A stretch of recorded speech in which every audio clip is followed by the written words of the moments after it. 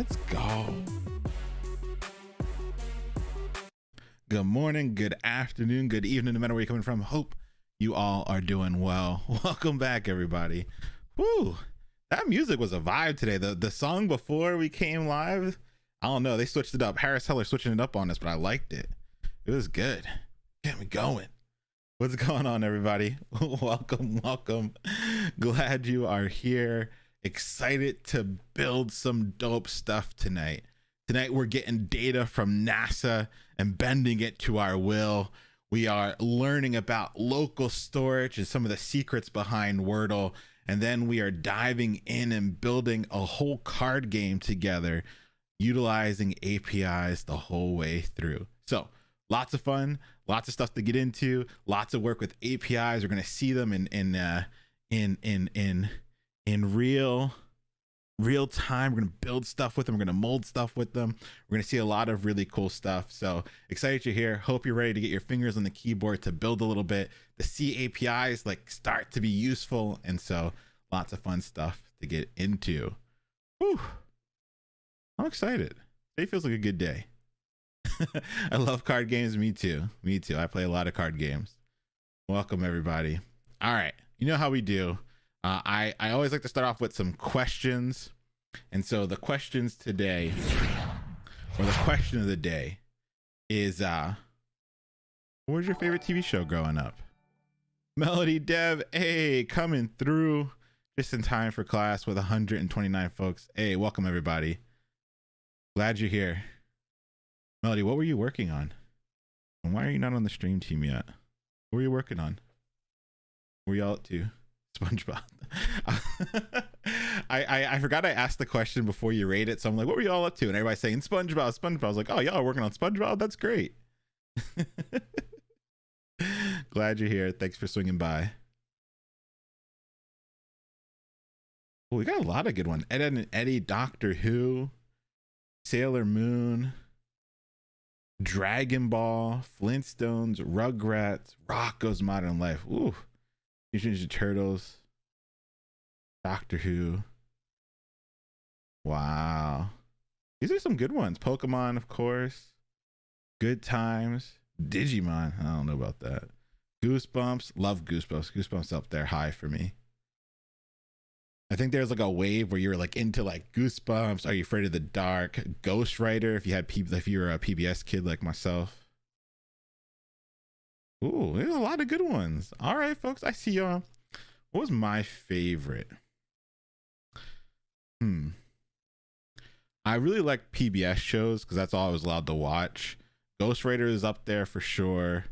Arthur, when I was younger, was pretty dope. Actually, Arthur was dope like when I was in high school, because I would get home late, and it was the last two shows. It was Arthur and then Dragon Tales before the news started. So I watched me a little bit too much Arthur later in my years.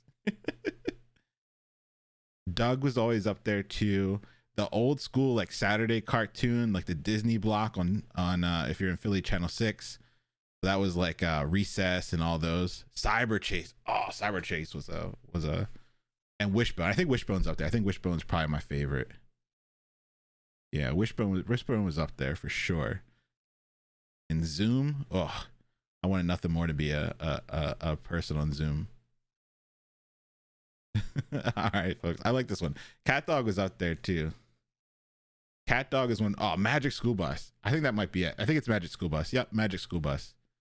Hold on 1 second. Right back.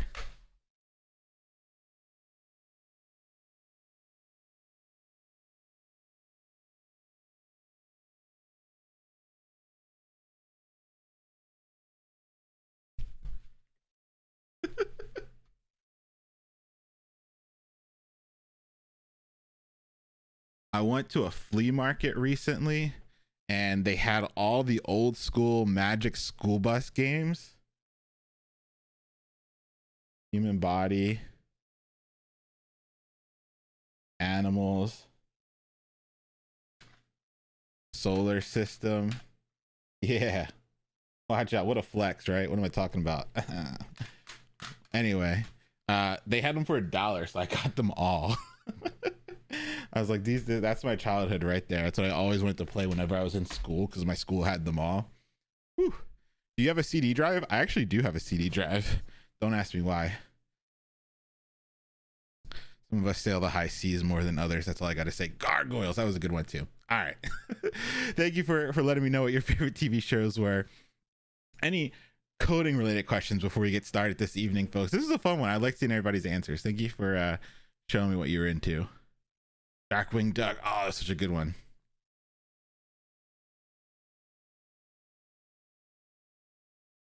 So I got a job, but I couldn't believe it until today when I got the laptop. It's funny. So many people say that.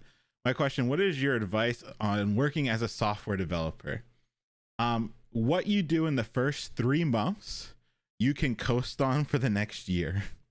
So get in there and go hard in those first 3 months.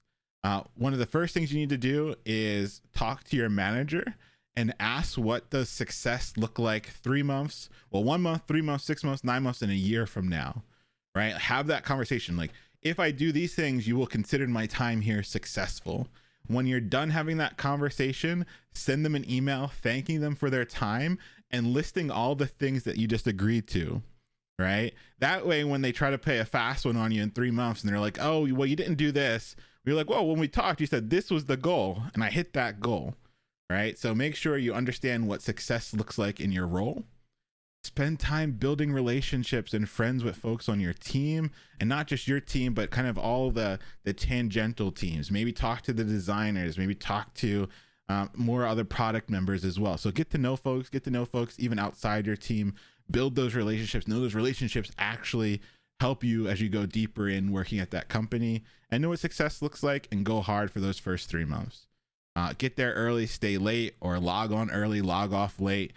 Just for those first 3 months to set that impression, because then you can kind of, I don't know, skirt a little bit and still hold on to that rep. So yeah, go hard in the first 3 months. Make sure you build good relationships. Make sure you know what success looks like, and don't be afraid to ask questions.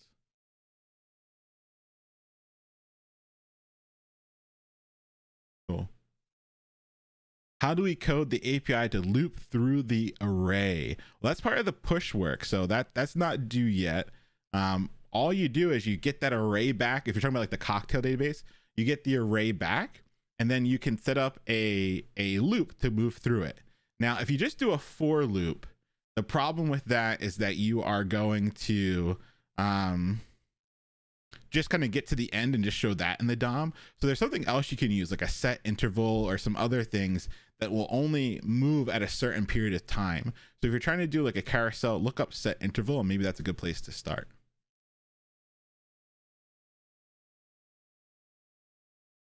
Cool. Is there a channel on Discord for the catch-up crew? Yeah, of course. Once you agree to the rules and join 100 devs, you have to click the emojis to join. You'll see a catch-up crew channel. You use the counter? Sure, perfectly fine to use the counter as well. Should we build our own carousel or use a plugin? Build your own, because it's really not that. It's really nothing that you need from a plugin if you just set it up based off, because you already have all the data and everything. It's just showing it at a certain interval. Cool. Jarky, happy birthday. Let's see if this still works. Happy birthday. All right, folks, thank you for getting your questions in. I always like to give the folks a few seconds to get in here that are kind of running from work. So let's jump into it. We got a lot of fun stuff. So we're going to talk a little bit about 100 devs. Then we're going to quickly review very quickly some basic review arrays, objects. Then we're going to jump right into working with basic APIs, utilizing NASA's API to get some data back. Then we're going to learn more about other APIs, not just web APIs, but maybe even some other APIs like local storage. We're going to see how Wordle actually stores their data. We're going to see it live in the browser. And then we're going to wrap up by building a card game together using an API. So really fun to get into it. Let's jump in. All right, if you haven't checked in yet, go ahead and do !check in. That gives you the link to today's tweet. Remember, just typing in Checkin doesn't actually do anything. It just gives you the link. So if you already saw the link on Discord or on Twitter, you can just always like and retweet that. Remember, check-ins help grow the community, but it's also when we get to the end and you need the support or things that we're going to provide at the end, we're making sure that folks that get that support were the folks that we're checking in and we're here for class.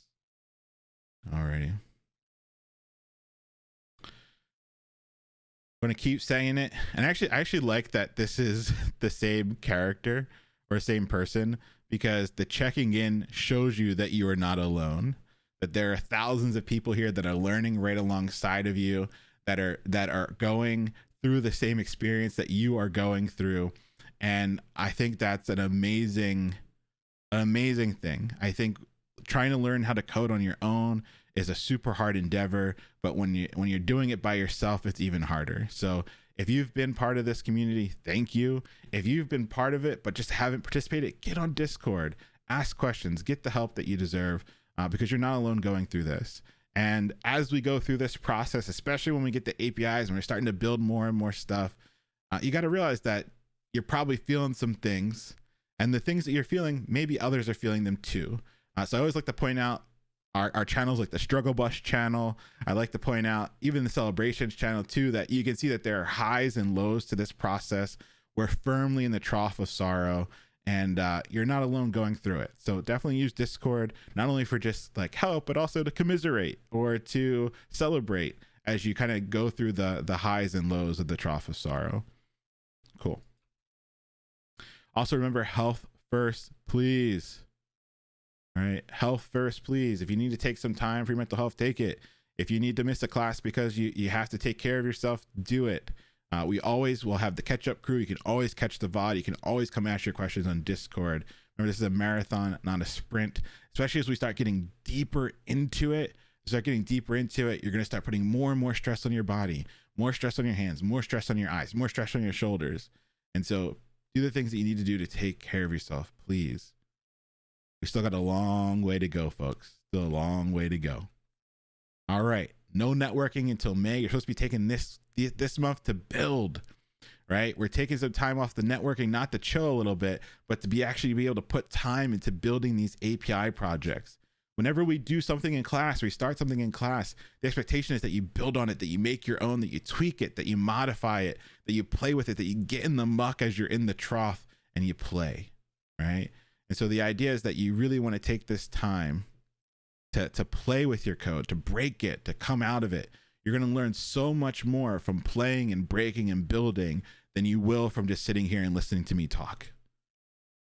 Right? You got to get your fingers on the keyboard. You got to put in that time to play with the code and to break it and bend it to your will and do the things that you want it to do. Yeah. Do you think there'll be a break during this cohort? Yeah, we're probably going to plan a break in a little bit. I think once we get to back end, we'll probably have like a break between like really starting back end and getting into it, but we'll play it by ear, see how people are feeling.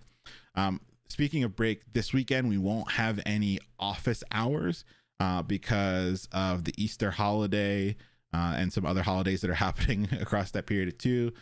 We got Passover and all that fun stuff. So we will have class on Thursday, but then no office hours on Sunday. Cool.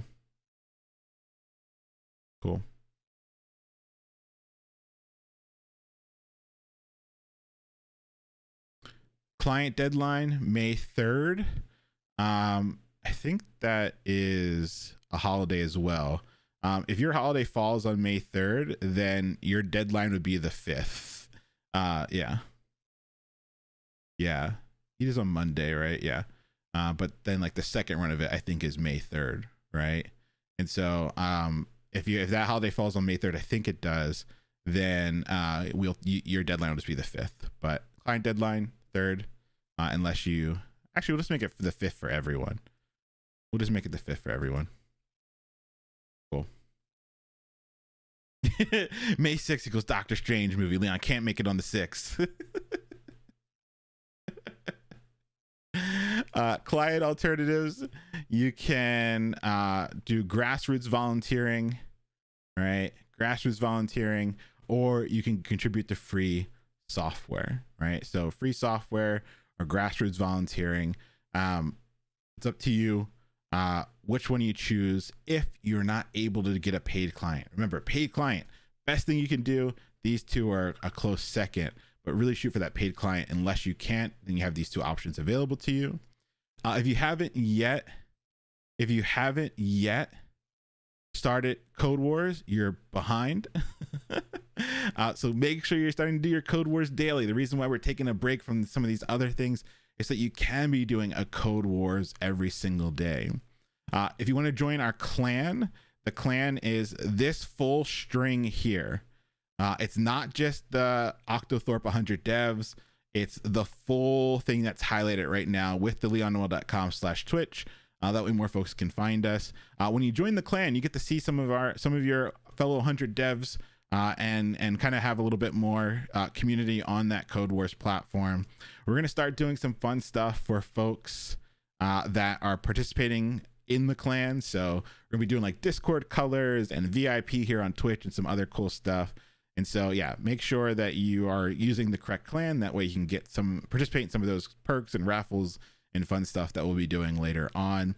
We're gonna be looking not only for the folks that are at the top, but also the folks that are improving the most from month to month. Cool. Alrighty, programming. We're gonna jump right into it, folks. We got a lot to cover today. I don't think this will be an end early day. We got a lot of stuff to build, and so we're gonna jump right into it.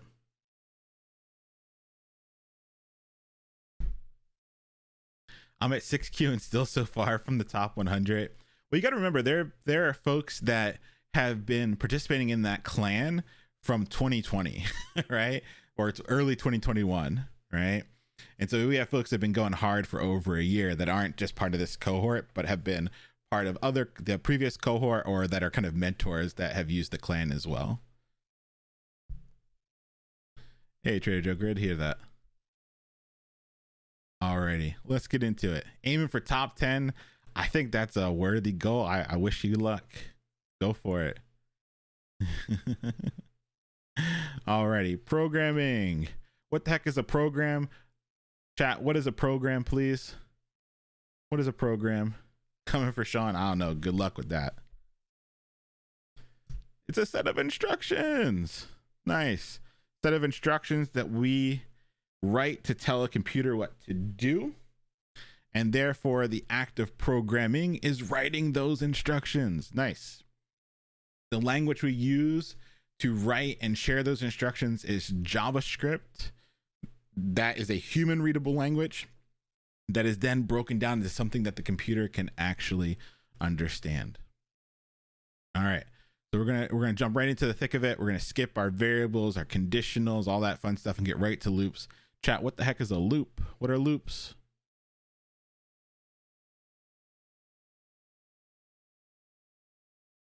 A way to repeat some instructions. Exactly.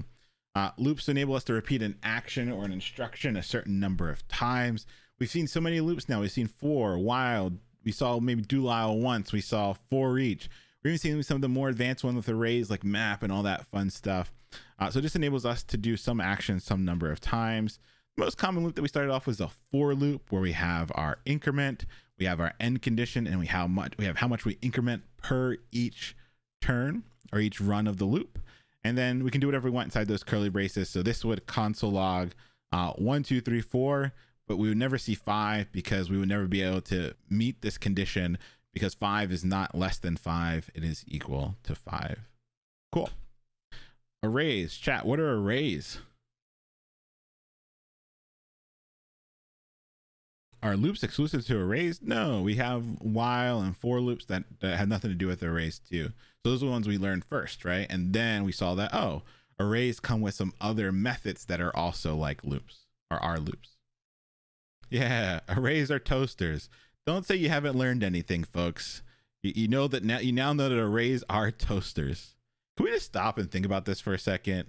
If you know what a variable is, what a function is, what an array is, what an object is, like, come on now. Seriously, like, think just a couple weeks ago. Just think a couple weeks ago. You were just going through life, not knowing about variables, not knowing about conditionals, not knowing about Smurfs, not knowing about arrays, objects, APIs. Like, come on. I think folks kind of they start getting in the weeds a little bit with APIs and they forget all the wonderful stuff that you've learned so far. It's pretty wild. Kudos to you. All right. But yeah, they're toasters. What a sad life it was. Exactly. Life had no meaning. Yep, exactly. All right. Arrays are a data structure that enables us to store, right? An ordered collection. I say ordered collection because each slot in our toaster has an index, and those index start counting at 0. We can create an array using literal notation. We also now know how to create an array using a what? We know how to create an array using literal notation like we see here, just using the square brackets. But what's another way that we can create an array? Yeah, we can use an array constructor, and that's going to enable us to create an array as well. Cool. When we declare our arrays, we can assign them using literal notation values already inside of that array. We can access elements in the array using index. Remember, those indexes start at 0. So we can use the indexes to grab elements out of the array. And we're starting to see why this can be useful when we start dealing with our APIs, because we're getting those JSON objects back. And as we peel open the JSON objects, we're seeing inside those JSON objects arrays. And so you're still going to need to understand how to use those square brackets to get individual elements, right? Individual elements out of the array. Beautiful.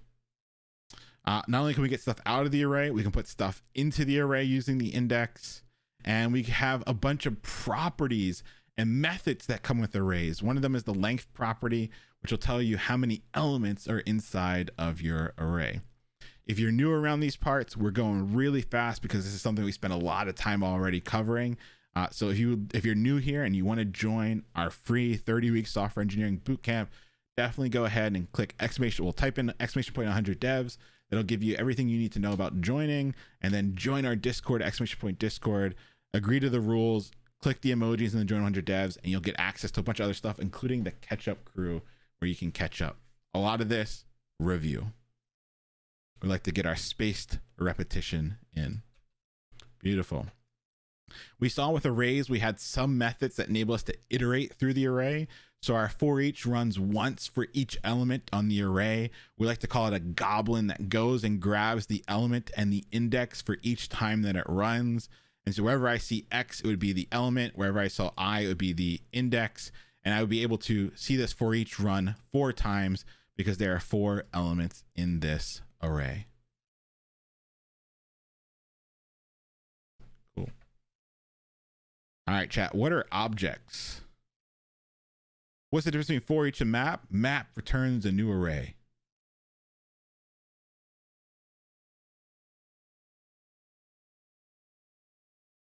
Objects are everything. Exactly. They are everything, aren't they?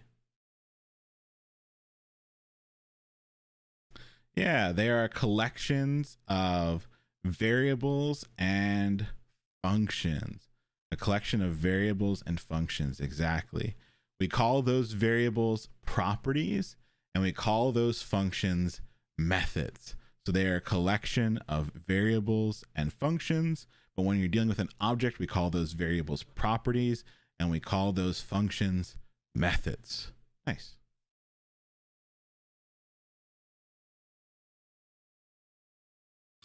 I like to think of a physical object when I'm thinking of objects. So I like to think of a stopwatch. Using dot notation, I can add properties and methods. We can tell this is a property because I set it equal to a value that's not a function. We can tell that tell time is a method because we set it equal to something that is a function. Cool. What if we want to make a lot of objects? We could use dot notation and type out our objects. But we want to make a lot of objects. What would we need? Yeah, we would need a constructor. And if we didn't have a constructor, what else? What's something else that we can use? What if we wanted to put a little sugar on our constructors? What could we use?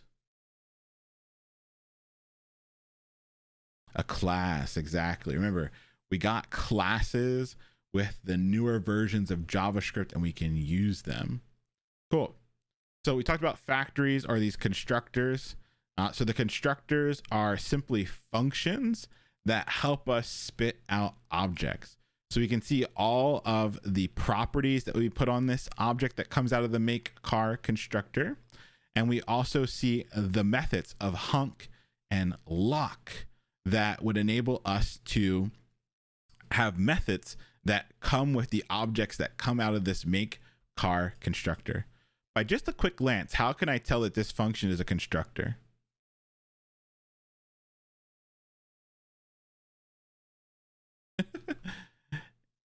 I'm an Uber driver in Chicago and picked up somebody that was in the last cohort. That's wild. That's pretty cool. Yeah, we can tell it has a capital letter. Remember, that capital letter doesn't do anything. That capital letter just lets us know that it is a constructor. Cool. Here you can see that we are creating a new object. What's the special keyword that actually enables us to create the object though? If make car is just a function, what's the thing that's enabling us to create the object? Yeah. We got this new keyword. Exactly. We got this new keyword. And so when we have the new keyword combined with a constructor that enables us to spit out an object, that object would have a make, a model, a color, a doors property, and a honk and lock method. Honk and lock. There we go. Cool. We also know that when we're looking for properties on an object, where does it check first? Where does it check first when we're looking for properties? Yeah, it checks itself first. It looks at itself first and says, hey, do I have this property? And then if it doesn't have it, it goes up to its what? Check yourself. It goes up to what? Yeah, it's constructor prototype. And if the constructor prototype doesn't have it, it keeps going up the prototype chain until it hits grandma or the global object prototype. And then from that global object prototype, we can grab stuff and bring it all the way back down the chain. I really like this example of we created a Tesla Roadster and we saw on the last constructor, there was no Bluetooth property. So if I had created thousands or millions of Teslas, right, none of them would have had Bluetooth. Well, I can put Bluetooth on the constructor prototype, and now every single car that was made from that constructor, whether it was made in the past or the future, now has access to Bluetooth because the Teslas will always check themselves. When they don't have it, they'll go up to the prototype, and since the prototype has it, they have that source of properties. You can think of it as like a fallback source of properties and methods. Boom. Alrighty. We're able to do something like this where we say doors.toString, but we can see that Tesla does not have a toString method. Where the heck does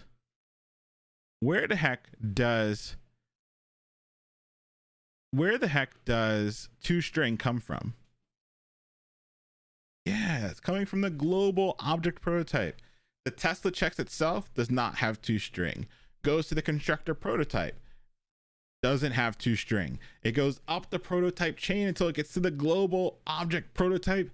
Since the global object prototype has that toString method, well then guess what? The Tesla has the toString method. Beautiful. All right. Somebody asked a really good question.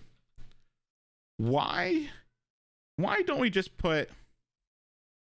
why not just come back here and say this dot Bluetooth equals true?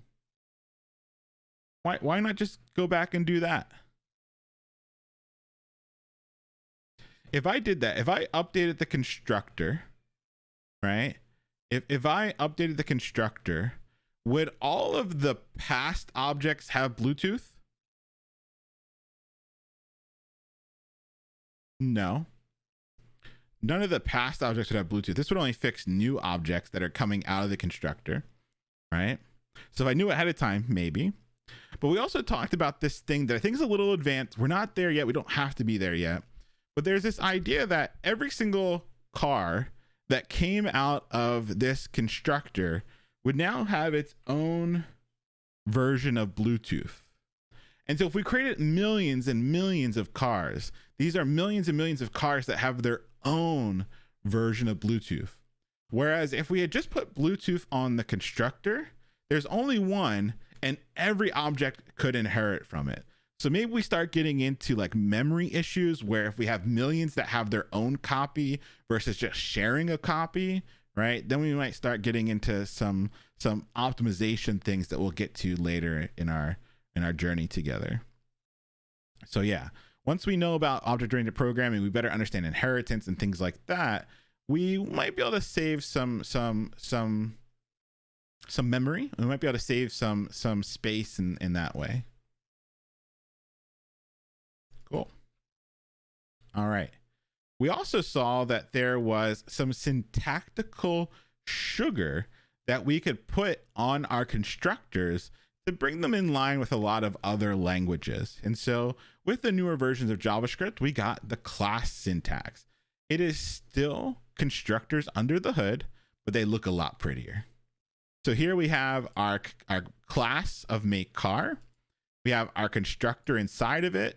And then we have our methods as their kind of own function looking elements there. And so this is the new syntax for how we do our constructors, but with their classes. And when we start adopting this class-based syntax, it's going to make some of our object-oriented stuff a little bit easier to grasp and understand. And I think it just looks a little bit better. But know that underneath the hood, still prototypes underneath the hood. Still prototypal inheritance underneath the hood. That's also another thing. It's prototypal, not prototypical inheritance. Prototypal inheritance. Cool. Alrighty, let's get our fingers on the keyboard, please. All right, let's get our fingers on the keyboard, please. In today's starter code, if you need the starter code, go to our Discord, agree to the rules, look at the follow along materials channel. The zip file is there for you. In that zip file, we have the objects Netflix TV shows folder, objects Netflix TV shows. And in the JS file, it says create a Netflix TV show class with a constructor that makes Netflix TV shows with 4 properties and 3 methods. So I want a class, not a regular constructor function. I want you to use the class-based syntax to make a new Netflix TV show class so we can spit out Netflix shows. Netflix is on the tear, spitting out so many new shows recently. We were all blessed with Love is Blind, and then we are blessed with The Elimination. And so we want to be able to help Netflix spit out more wonderful crap television so that I can enjoy myself. All right, let's go ahead. I'm going to put, let's see, I think 3 minutes on the clock. 4 minutes on the clock is okay for this one.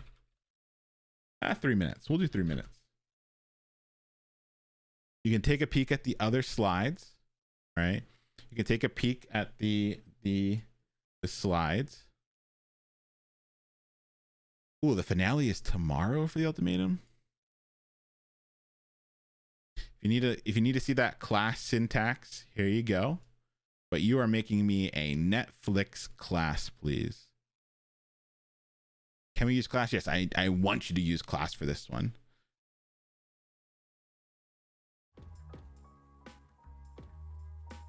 You got this. Space Cowboy, give yourself a refresh.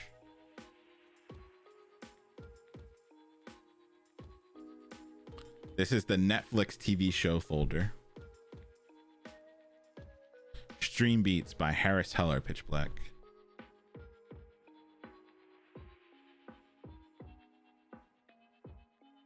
Welcome, Chelsea.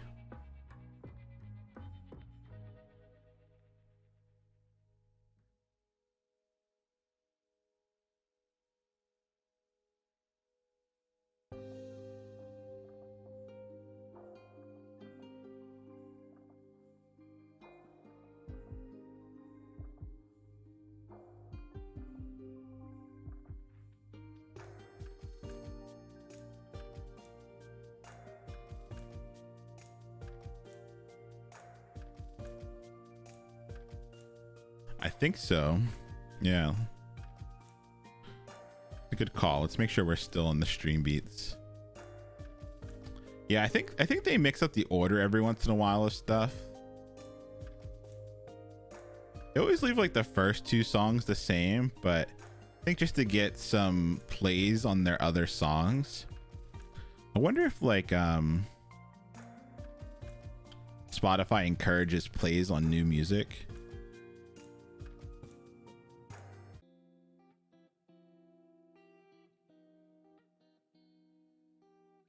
Oh, sorry, Diffcry. I actually changed it.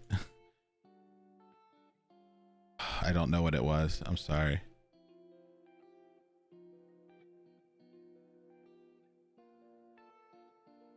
Yeah, there's a whole new album called Cherry Soda that it was from.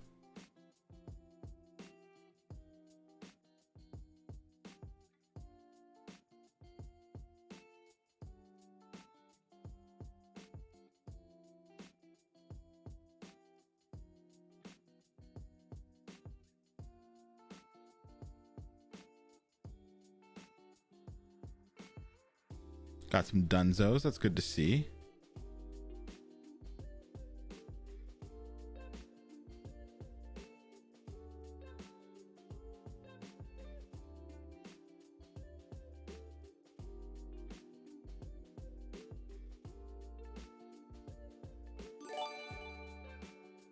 Superman No Home. Hey, thank you for the 5 gifted subs.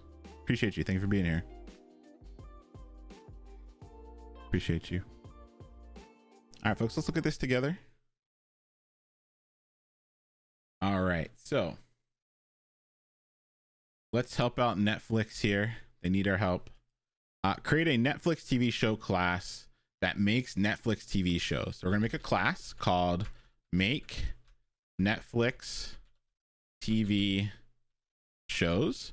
And then you really have to fight the urge to do what? You really have to fight the urge to do what right here? I always mess up sometimes when I'm doing this. Yeah, you got to fight the urge to do the parentheses. A lot of folks add the parentheses and they get into trouble because this is a class, not a constructor. So we go straight to our curly braces. All right, now we have our constructor, and then our constructor can have those parentheses. And in that constructor, we have to go ahead and set up our parameters. So what are some properties that we're going to have? Why is your chat so active? Because we got amazing people. Genre, title, rating, episodes. I like that. All right, so let's do title, genre, and what are some of the ones you all said? I think rating is a good one, and then number of episodes. So number of episodes, nice, cool. Let's go and set up our properties. This dot title equals title. This dot genre equals a genre.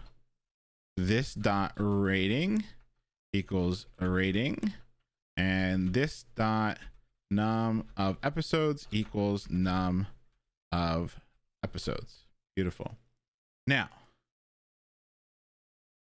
what are these doing? This dot title, this dot genre, this dot rating, this dot number of episodes. What are those actually doing? Oh, I like bingeability. That's a good one. Yeah, those are actually putting in the work. Those are the ones that are binding the properties to the object that comes out of this class. And so the objects that come out of this class will have a title, a genre, a rating, and a number of episodes because of the lovely this keyword here. It's referring to itself exactly. Now this title over here, this genre over here, this rating over here, this number of episode over here, those are just what? Those are just what?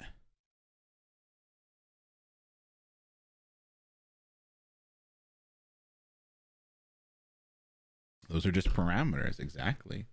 Why no commas? You don't need them with the class syntax. You don't need them. Cool. All right, so those are our actual constructor here. Now it asked us to do 3 methods.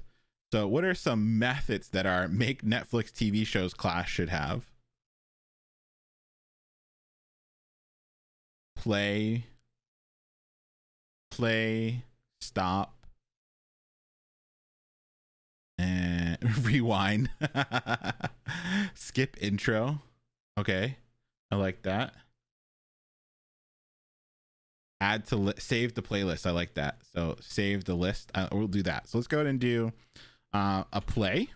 And so our play doesn't need the function keyword. You just say play, and then we'll just kind of console log playing, and then we'll have a stop, and we'll just say console log a stopping. Beautiful. And then we'll do a last one, which was save to list. You have like the list of shows you want to watch.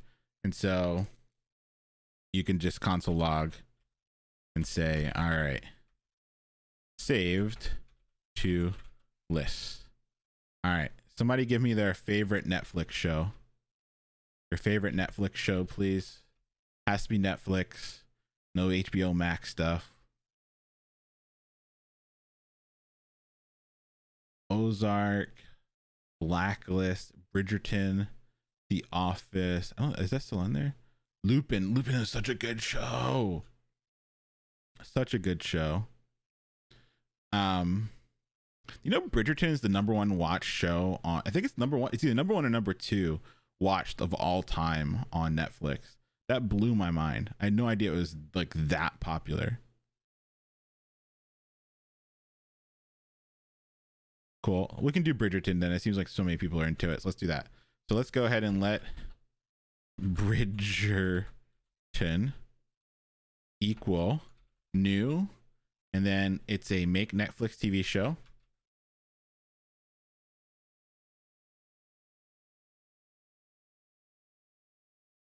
And we got to pass in our parameter. So the title is Bridgerton. Bridgerton is basically 1800s British Gossip Girl. It is. All right, so we got Bridgerton as the title. Genre, is it romance? Is it technically romance? Romance, right?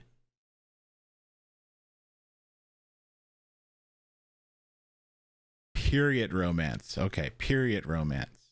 Or is it drama? Is it romance or is it drama?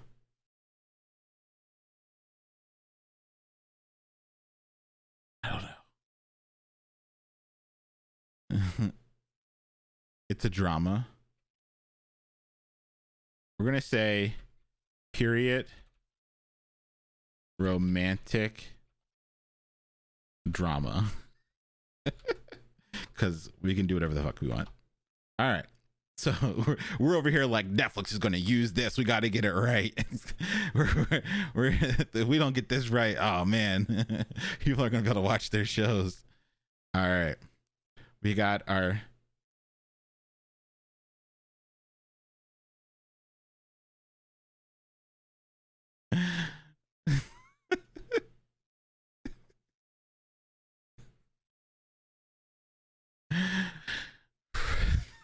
All right, let's go.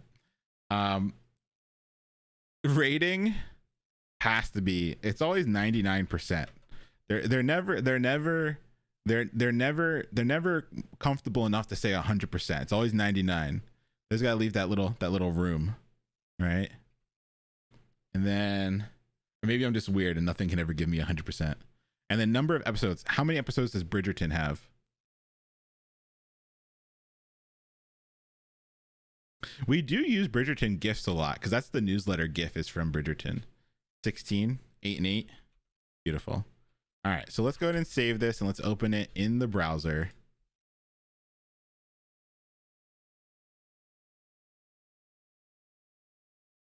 Let's open up our inspector. Go to our console. It didn't load the image. That's okay. Bridgerton. And when we ask for Bridgerton back, we can see, right? We can see that it has a title, a genre, a number of episodes, and a rating. Beautiful. Well done, everybody. Cool.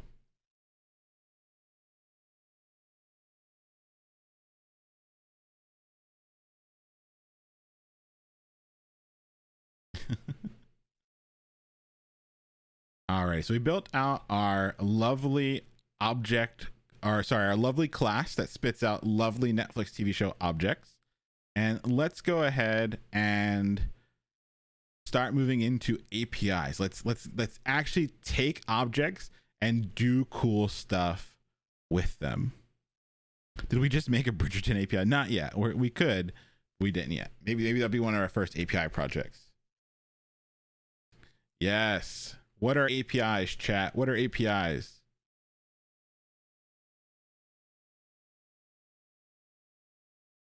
I see some people saying it. Simple interface for some complex action. What is your favorite interface that enables you to do something complex? Let's see what you got. What's your favorite interface to do something complex? Cell phone, you press a button, you call someone anywhere in the world. That's a pretty dope interface. Mute button. Shower, you turn a handle and you get fresh, clean water that spills all over your body. I like that. Car wheel, you turn it to the left and a massive car, there's an engine that's turning and gears are moving and then it goes to the left. That's wild. Toilet handle, exactly, you press it and magically your waste leaves your house and it goes somewhere else where you don't have to think about it.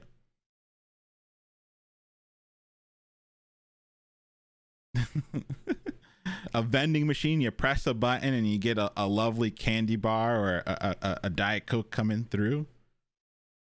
Yeah, so these are all interfaces that enable some complex action to happen. That's all an API is a simple interface that enables some complex action to happen. And the cool thing is the APIs we're using are using some bit of code as the interface. So it's a URL or it's something that we have access to that's simple as an interface, but then there's a lot of stuff that's going on in the background. So we're going to use web URLs tonight, where we are using them as our interface to get data back from servers. We're going to get data back from NASA. We're going to get some card data back from another API. We're going to get some APIs, some code back from a Pokemon API. So we're going to get all this data back from APIs, and our interface is a URL.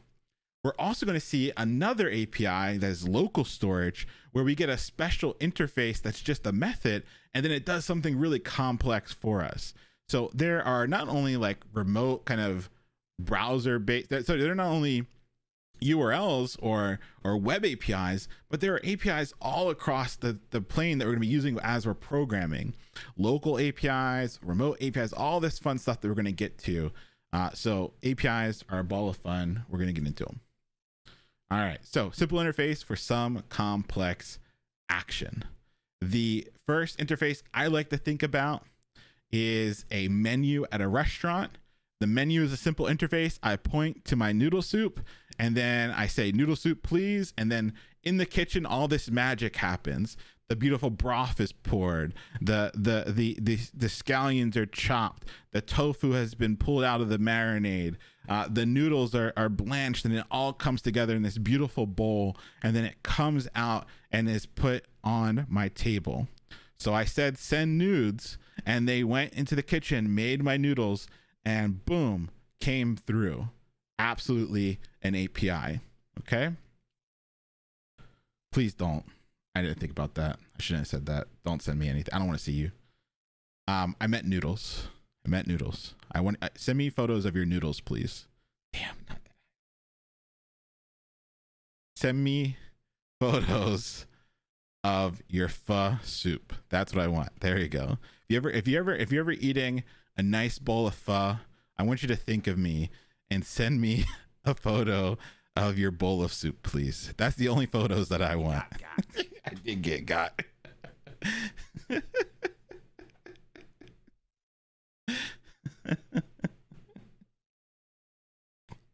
Do I need to ban myself? I don't know. Maybe. I think I need to time myself out. You know what? We're going to do that. I'm going to time myself out. We'll be back in 5 minutes. Let's take our break. Leon needs a timeout. Let's put 5 minutes on the clock.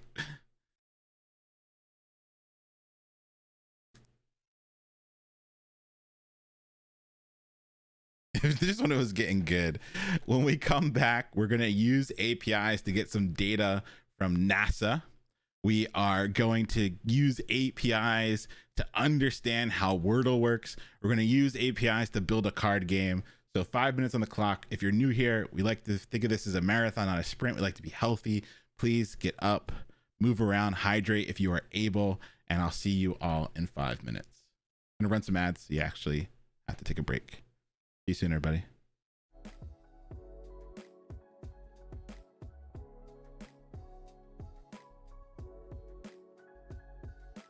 Somebody added 2 minutes to the timer. Cormosaurus egg. Let's add 2 minutes. This is a little bit longer of a break. I'm just going to start it. There you go. Beautiful. 7 minutes on the timer. Enjoy your longer break, folks.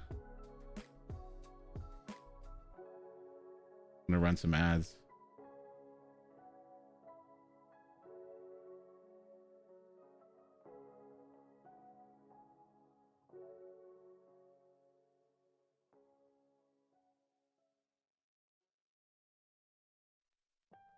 All right, see you in 6 minutes, 40 seconds, folks.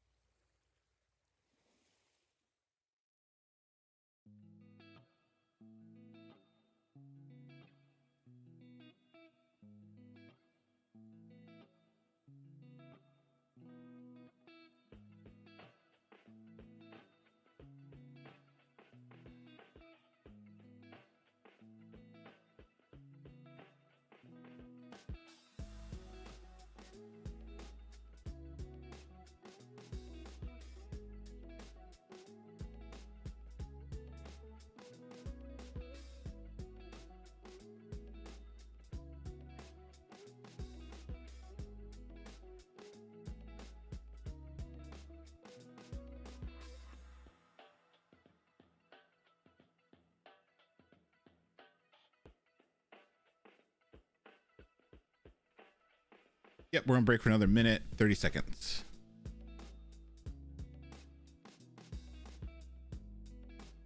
Cleaver, that's why we use templates.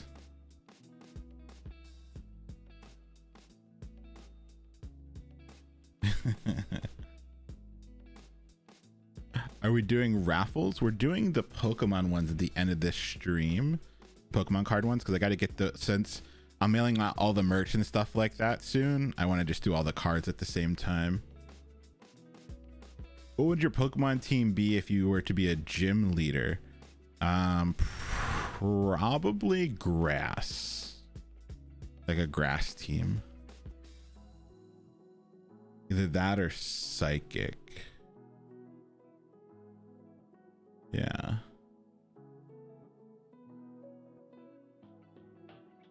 Somebody feeling better? They are feeling better. They're like on a very special diet right now, so we'll see how that helps them. But yeah, some of the symptoms they've been have gone away pretty quickly on the diet. Sweater status. So when we do the next drop, we'll do other sweaters. I had a pretty interesting merch company reach out that has like way higher quality merch, and so I'm talking with them right now, getting some quality samples.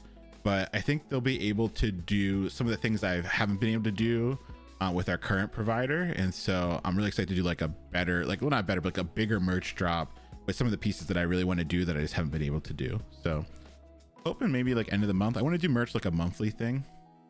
Yeah, like monthly would be a good idea. All right, folks, come on back.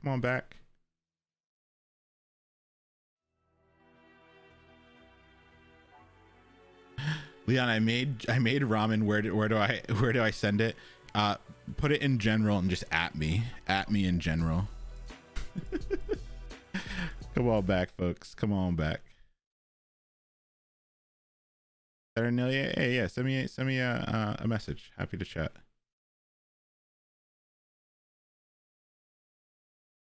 Alrighty. I accidentally ordered 4 stickers, only went at 1, and they all got canceled. Yeah, I think the Streamlabs just can't handle like a big flood of merch. I think it's like good if you're not like trying to do drops, like if you just want people like that are just grabbing a t-shirt here or there. But I think they're not really good at handling like that flood of people. Cool. Alrighty, so the APIs we've been using so far, right? So the provider I use can't do pre-orders. Yeah, they can't do pre-orders. So that's why I'm looking at other providers to make it a little bit easier. Yeah. Cool. Alrighty. So we're talking about APIs being a simple interface for some complex action. We talked about a menu. The first kind of APIs we've been using are just web APIs. This idea where our app that we're building can make a request. A server hears that request. There's some code that's running on it that hears that request, and it responds with some information. And so there can be a lot of stuff that a server could respond with. It could respond with HTML. It could respond with XML. There's like other formats of data that it could send. And it could also send JSON, which when we parse it, is just like a regular old object. Emily Guard, hey, thank you for the tier 3. That's wild. Thank you for being here. All right. So what we've been using so far is we've been making requests to a server. That server hears the request, and then it responds with that lovely JSON object that we can use on our end. And so the very first thing we did was make this kind of dog CEO API. Jason Derulo, hey, thank you for the 5 gifted subs. Appreciate you. Thank you for being here. All right. So we used this first fetch where we went and got, right? Exactly. Just like Beetlejuice. Say JSON 3 times and Jason Derulo appears. We use this dog CEO API to go ahead and get a random image of dogs, and then we were able to like console log the images that we got back. We were able to put them into the DOM, and so we're going to use this kind of as our template moving forward. This idea that we can make a fetch, we can get some data, and then we got to spend some time looking at the data we get back and kind of play with it and be able to build what we want it to build. So we saw with the cocktail database that we could also utilize query parameters. And these query parameters enable us to ask for specific stuff back from the server. It's still a URL, but we often can put these property kind of value looking values here where we have kind of like a term or a key and then a value, right? We could start seeing more of our APIs asking for more and more of these key value pairs so that we can request more and more specific stuff from the server. So we have our normal URL, then we have our question mark, and everything that comes after the question mark is a key value pair that are the query parameters. Does anyone know how to do multiple query parameters at the same time? Like, how do we separate multiple query parameters at the same time? Yeah, we use an ampersand. So we could do S equals margarita and drink type equals 5 or whatever it is that we could read in documentation, but we put the ampersand after. Nice. Is it better to use async await? We're going to get the async await. We're going to build up to that. Yeah. Cool. All right. So let's go ahead and see if we can get some NASA photos going. And so what I want to do is I've given you a template. And so I'm going to open up that template. If you're new here, !Discord, agree to the rules, and then you'll see the follow along materials channel, everything we need to build today. So we're going to use this API template. I'm going to open up the HTML. I'm going to open up the JavaScript, and in it is just a basic simple API. And I have this set up just to make sure that it's working, to make sure that our template is good. So I'm going to go ahead and open this in the browser. And I'm going to go ahead and inspect. I'm going to go to the console and let's see what we got to do here.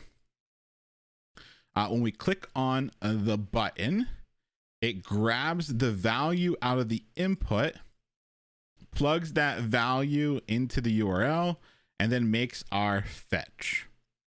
So let's see if this works. Let's just plug in, let's say ditto. Boom, and we got our data back from the Pokemon API. And so I just like to have this as my default template. It kind of has all the really big things that I might use as I start kind of digging into other APIs. We have the ability to have a click event that calls our function. Our function gets the value out of the input. In this case, it was ditto. It plugs that value into the URL, and then it makes the fetch with it. So I'm just going to use this as my template to kind of go moving forward. And it's pretty cool. Like, this Pokemon API really does work. Look at all this cool stuff that you have that you can dig into. An abilities array, a game index array, held items array, location area encounters. There's so much stuff in this API. And kudos to whoever built this out, because I had to probably take a lot of time. I made this project last weekend. Dope.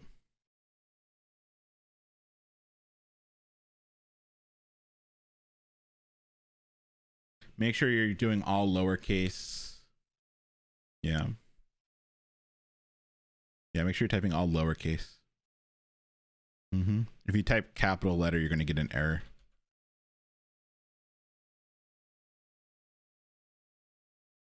So we get an error. How do we fix it? How can we fix this? If we did capital D, I know it's hard to see. We did capital D and it didn't work. Yeah, we could just go in here and we could do 2 lowercase. Beautiful. Now, no matter what we enter in, it should work. So if we do uppercase D, ditto, boom, still works. We still get everything, and it fixes that error that we got. Cool. Why don't you need the template literal syntax for choice? Their URL is a little bit different. They don't really have like the query parameters. If we want it, we could do it with the query parameters if we just want it to be consistent. So we could change this to ticks, right? And instead of it being plus choice, we could do our bling, and that should work all the same. So now we're using our template literal. We have our tick that opens, our tick that closes, and we're plugging in choice. And so if we go and refresh and we do ditto, Boom, still works all the same. How can we make submit on enter? You have to change the event to submit. But when you do that, you also have to prevent the default behavior, which is the form submitting. So I think it's just easier when you're testing to just have it on click, and then eventually you can do on submit or on a specific key press if you want. You can do all that fun stuff. Cool. Cool. Alrighty. So we got our template set up. What I want to do is I want to use NASA's APIs. So NASA gives us a lot of really easy to use APIs that can do something really cool. I wore my Libre Planet space shirt today, specifically because I knew we were dealing with NASA's data. And so the cool thing about NASA's APIs is that there's so many different APIs you can use, but to use NASA's APIs, you have to get a key. And the cool thing about NASA's API keys is they don't really check anything. You can just keep creating new ones. And so sorry, NASA, I'm going to do Bobberson. I'm going to do Bobberson at boppity.com. And when you sign up, they just give you a key. And so you don't actually have to use an email address. Don't spam NASA. Give them a real email address. I just have to be able to create quick ones because we might have some assholes that are watching the stream today. All right. So the cool thing about this is it gives you the API key already a part of the URL. So I'm just going to go ahead and grab, right? I'm just going to go ahead and grab that URL, and I'm using something called Postman. And I really like this because what Postman enables you to do is just, I just hacked NASA. What Postman enables you to do is it enables you to like quickly test APIs. And so a lot of times if I don't have a template open, or I don't have like my setup going, I can just use Postman. I can plug in the URL and I can hit send, and you can see I'm getting some data back from NASA already. So you can see I'm getting the date back, which is today's date. I'm getting this explanation back. I'm getting an image URL. I'm getting an image type, media type. I'm getting all this stuff, right? And so it was pretty easy. I just created an account, and I was able to get not only the direct link to the picture of the day API, but I was also able to get my key. And so you'll notice that I have the question mark followed by API key equals, and then the key that NASA gave me. The reason why we have keys is that way NASA can limit the amount of requests that you are making, right? And so if NASA was to see me making millions of requests, right? If NASA was to see me making millions of requests, it could stop me from making new requests, and I would have to create a new account, right? Postman is completely free. I like to use it just to quickly test APIs. So you're gonna see me testing with Postman a lot, but then eventually I'm just gonna plug it into my actual template here. So I'm gonna go ahead and plug in the URL, and that's it for right now. I'm just going to see if I get any data back using my template. I know that it's still going to grab choice, and I don't care because I'm not using it, but I just want to see if I can get back anything from NASA while using my template. All right, let's refresh. Let's click get Pokemon, and boom, we're still getting data from NASA, right? We are getting the date, we're getting the explanation, we're getting the URL, we're getting the media type, and so all this cool stuff that we're getting back from NASA. So what I want to do is I want to look at NASA's API real quick, and I want to look at the picture of the day documentation. And if we look, it actually shows you all of the query parameters that you can use. One that we need is the API key, but we can also do a lot of other stuff. It looks like we can request a specific date. We can probably get like a range from a certain number of dates, a certain number with count. So the cool thing is like there's more stuff that we can get from NASA based on what they expose through their API. Now NASA has so much data, right? But they're only giving us a small sliver of it through this API. And there are some parameters we have to give it to even get that, right? And so what I want to do is I want to be able to build just a quick app where we take this data from NASA and we just kind of like enable users to enter in a date and see the picture of the day from that date. Cool. So let's go ahead and take a look. We have it working. We know we're getting some data back. Let's look at that data in the in the console here. We can see that there is a explanation and an image URL. So what I want is I want to be able to show the image and the explanation on my page. So let's go ahead and I'm going to go to my HTML here.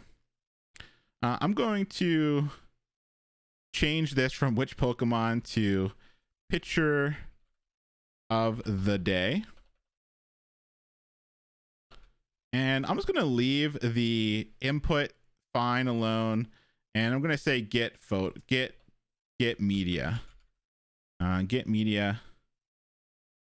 And we'll just leave the Pokemon here for now. And we will change the H3 to be where we put the explanation. I have no idea how to spell explanation. Cool. So we'll put the explanation there. NASA rules. We'll put that in the H2. Cool. All right. So I have my lovely H1 with picture of the day. I have my input and my button. And then I have a place where I'm going to put the image and the explanation.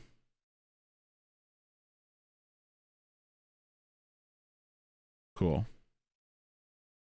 All right. So we already have the data. We can see that the data has an explanation and an HD URL property. So let's try using those.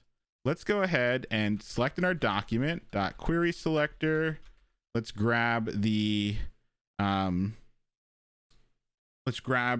image. And what are we going to change about the image? What are we going to change about the image? Yeah, we're going to change the source of the image, and we're going to set it to be equal to data dot, I believe it was HD URL. Is that what it was? Yeah, HD URL is the property that we need to set it to. And then explanation, I'm just going to copy it. I'm going to come back here. I'm just going to change my HTML too while we're here, because I don't know if I spelled it right. Cool. And what I'm going to do is I'm going to go into I'm going to do another document query selector as well. Document.query selector. And I'm going to select the H3. And I'm just going to put some text in it. So I'm going to use inner text. And I'm going to set that equal to data.explanation. So if this is working, if this is working, I should be able to get the image from NASA and put it into my site. And I should be able to get the explanation from NASA and put it into my site. Let's go ahead and save. Let's go back. Let's refresh. And let's click the Get Media button. Ooh. So there's the photo. There's the explanation. First try. Hey, let's go. Turn up. We're getting data from NASA. What? That's fucking cool. I don't care what you say. That's freaking cool. We're all up in NASA's mainframe. First try. That's really cool. And so we're getting this lovely photo back. We got this lovely explanation, and I want to take it to the next level though. I want to take it to the next level. I want to be able to enter in any date, and get the photo from that date. So let's try that. Let's take a look. First, let's take a look at our HTML. What should I change this input to if I want a date? Man, we're helping Netflix today. We're helping NASA today. We're just helping any company that starts with an N. We got you. We can just change it to date, right? Boop, date. Let's save it. Let's go back and take a look. Cool. Now we get this lovely date picker, and let's console log it real quick. Let's just see what date gives us back. So we have choice. I'm going to take console. I'm going to take 2 lowercase off of it because we might not always need it. I'm just going to console log choice real quick just to see what happens, just to see what we're getting back. Ideally, we're grabbing the value from that date input, but let's see what we get when we console log it. All right. I actually didn't select anything. Let me refresh. Let me select today's date. Click the button. Great. So we do get a date, and it is in the format of year hyphen month hyphen day. So let's go ahead and take a look at NASA and look at their documentation. This is probably one of the most important things you have to do, is when you are using an API, you are following their rules. They're going to show you exactly how they want you to send the requests so that they can give you the data that you want. And so if we look, we can see, oh, there is a query parameter for date, and it expects it to be in the year, month, day. So it looks good. We can just probably take that value right out of the input and set it as a key on our request to NASA. On our request to NASA. Shout out Magic School Bus Solar System for getting me hype on this when I was like 5, because this is blowing my mind just a little bit. We're getting data from, there is a telescope that took this photo. NASA then archived the photo, and now I'm like, NASA, give me this photo, and they're sending it to me, and I can request all these different photos. I don't know, that's pretty cool to me. All right, let's take a look. It's just a query parameter. So let's go back to our URL. And on this URL, we already have a query parameter that is API key, right? We see API key equals. How do I add another query parameter? We said that there was something we had to put in between so that we could have multiple query parameters. Yeah, the ampersand. So I'm just going to do ampersand. And then I'm going to plug in date equals, because that's the key. It said the key was date. So I'm going to say date equals. And then I'm just going to plug in whatever we got from the date input. So that's choice. So if this works, I will have used the base URL, the picture of the day URL. I will have plugged in my API key, and I will have plugged in the date. Cool. Let's save this. Let's make sure today's date works. We already know that date was working for us before. So we're just going to use today's date. Boom. And it works. Let's go. All right. We got the photo and the explanation. Let's try a different date. Let's try yesterday.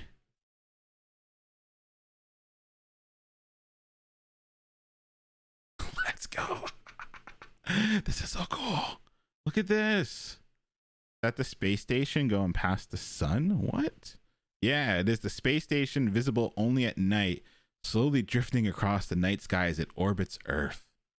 Beautiful. Let's pick a different date. TIE fighter. It does look like a TIE fighter, right? Let's pick a different date. Let's go to a different year. 2021, July 15th.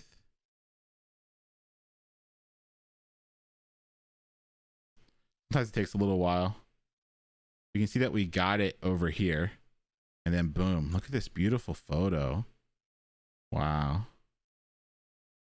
A nebula and a star cloud, it said. A silhouette against a crowded star field along a tail of a constellation Scorpius. Wow. That's pretty cool. All right. So we're able to get all this data back. And all we did to be able to pick a certain date, let's just kind of step through where we're at. All right. Let's start through how we got here. We have a lovely input that we changed to a date input. And we have a button that we're clicking. We have a place where we're putting our image, and we have a place where we're putting our explanation.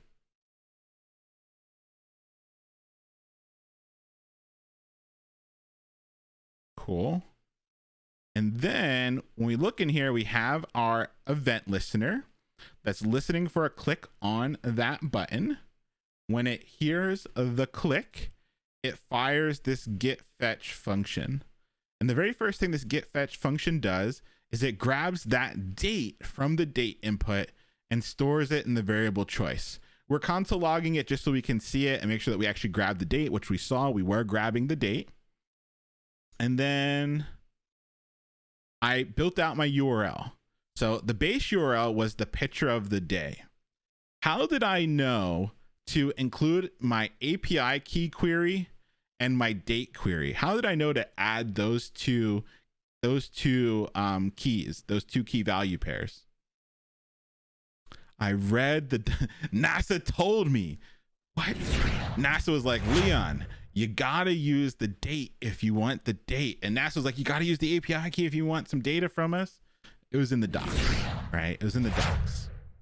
So if we look in the documentation, it gives it to us here. It says, all right, here's the date. And this is what it should be formatted as. Like, it's giving us that information. And a lot of times the hard part of using APIs is like understanding what the heck is going on in the documentation. So remember how I told you how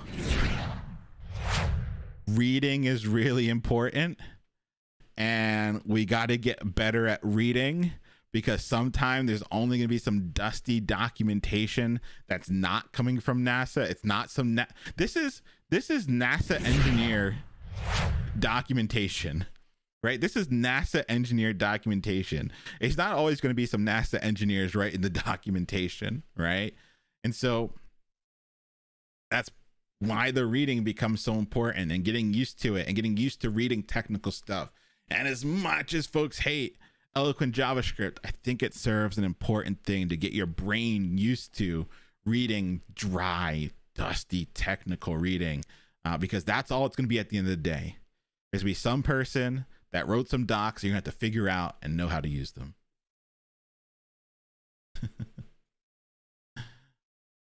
Difficult said eloquent JS needs more love. I think so too. I think it's very hard. I think it's not like a great first thing to go through, but it really does get you good at reading technical stuff.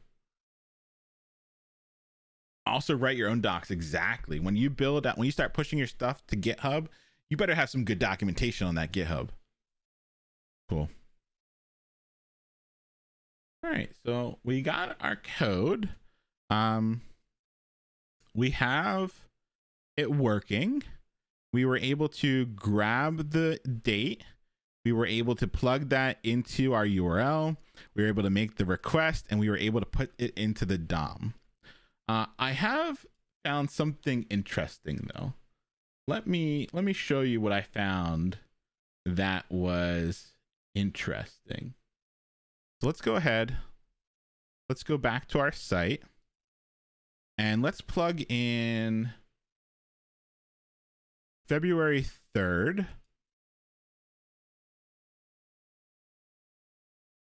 Of 2021, and let's get media. Womp womp womp.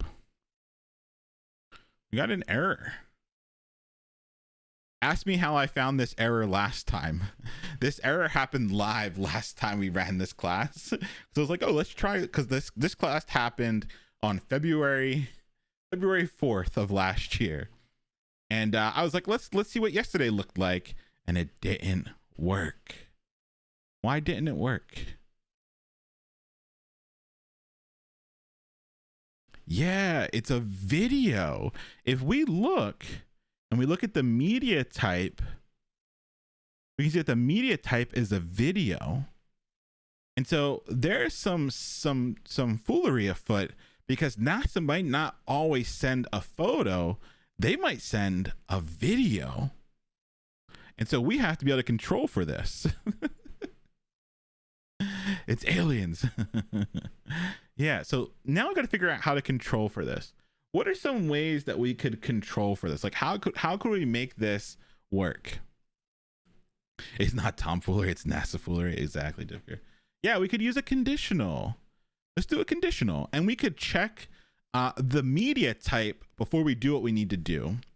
And so if we want to play a video, we might also need something in our HTML that could accept that video. And so I'm just going to put an iframe down here. And an iframe is just something that we can embed a video into. There are video tags now that are built in that are native to HTML5. We're just going to use an iframe because it's easier for right now, because they're going to give us, I think, like a YouTube video, and it's going to be easier just to embed that into the iframe. Cool. All right, so we know that's where our videos are going to go. So let's save this. Nothing will be in there to default. If we get a video, we can show it in there. So before we just run in and append an image to the DOM, we can probably put a conditional in here. Let's go ahead and do a conditional. And what we want to check is the media type. And let's see what it was. So it's media underscore type, and it could be a video, and it could also be a what? What was the other thing it could be? Let's take a look. Let's just use today's date because we know that it was actually photo. All right, so it can either be a video or an image. So it's image, not like photo or something like that. So it's image. I thought it might be like IMG or something, but it is the full word image. Cool. So let's go in here. Let's do media underscore type. If it equals image. Why won't this work? Why won't media type equal image work?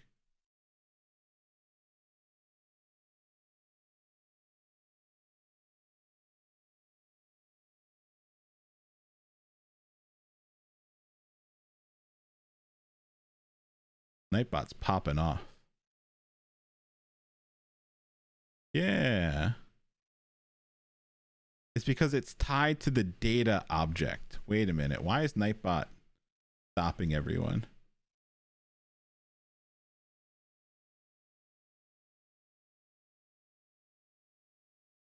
Oh, I think maybe it's yeah. When you paste code snippets, you're sometimes pasting links. So be careful because Nightbot's gonna time you out. Interesting. Yeah, it's just code. Yeah, so it's looking for the data, right? Media type is not a thing. It's only a thing because it's part of the data object, right? It's the object that we got back from NASA. So this object that we get back from NASA, I almost said NASA. This object we get back from NASA is a media type property, but it's on the object that came back. And right now, we can see that that object has the name of data. So we're going to do data.media type. Beautiful. All right, so data.media type equals image. If it is an image, then we can just go ahead and do this. Boom. And then we can do else if. We can do else if data.media type equals, it was video, right? It was just video. It was just video, right? Cool. Yeah, video. And then we can just do this in here. We'll just kind of copy this. Link. Boom. And we'll say iframe. And I think source is still the same property on iframe. Yeah. So the iframes have a source property as well. And it'll just be the HD URL. Was it called HD URL when it was the video? Let's see.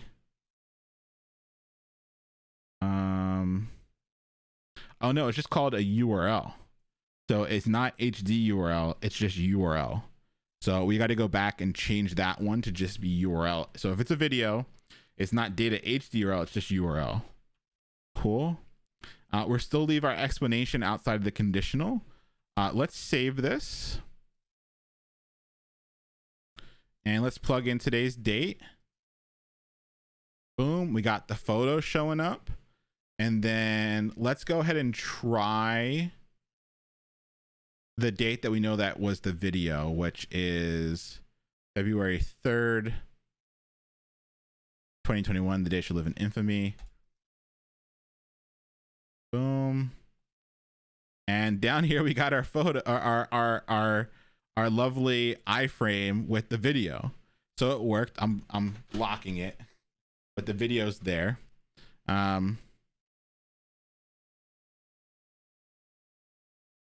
can play it. It'll play. Found on the moon. It's behind me. But the image didn't go away. Why didn't the image go away? Why didn't the image go away? Also, we should probably move the iframe above the explanation. I think that makes more sense.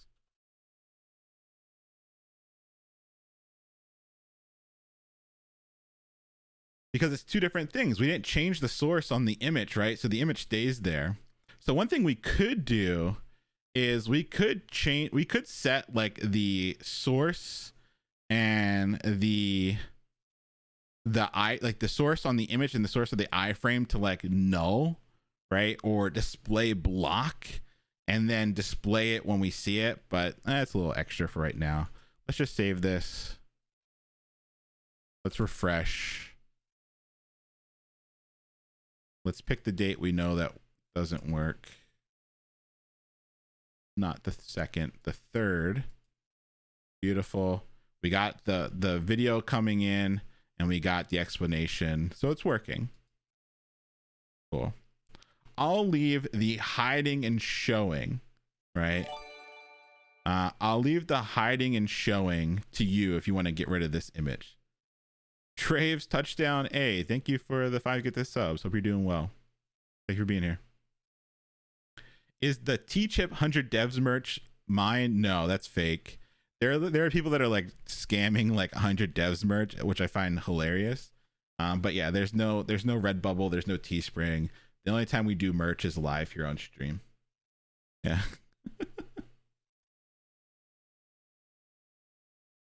Yeah, we're going to be doing more our place merch because I know a lot of folks want that. So we're going to do like more stickers and more shirts and stuff like that. Cool. All right, so it's working. We're getting images, we're getting videos now from NASA. And I think a way you could take this a little bit further would be to like clear out the images and iframes on each load just so it looks a little bit better.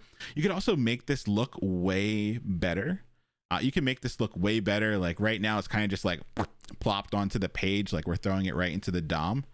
And so that's something you might want to think through is like, all right, how can I make this look good? Make this your own. If you look on NASA's API website, they got so many other APIs as well, right? So many other APIs. They got an asteroid near Earth object web service. They got so many cool stuff that you can just play around with. And get different photos and different data back. And so if you're looking for some places to get some URLs for your, or some APIs for your assignments where you have to build the 3, this might be the one to look at. Cool. Well done, everybody.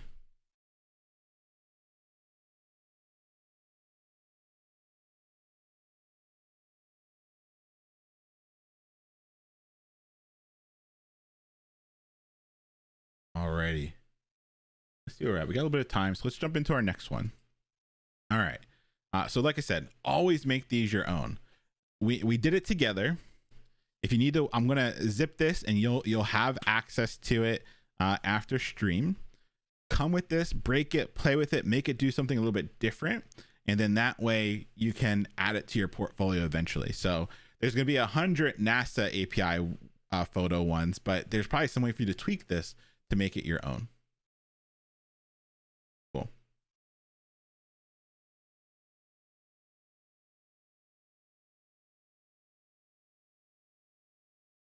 Alrighty.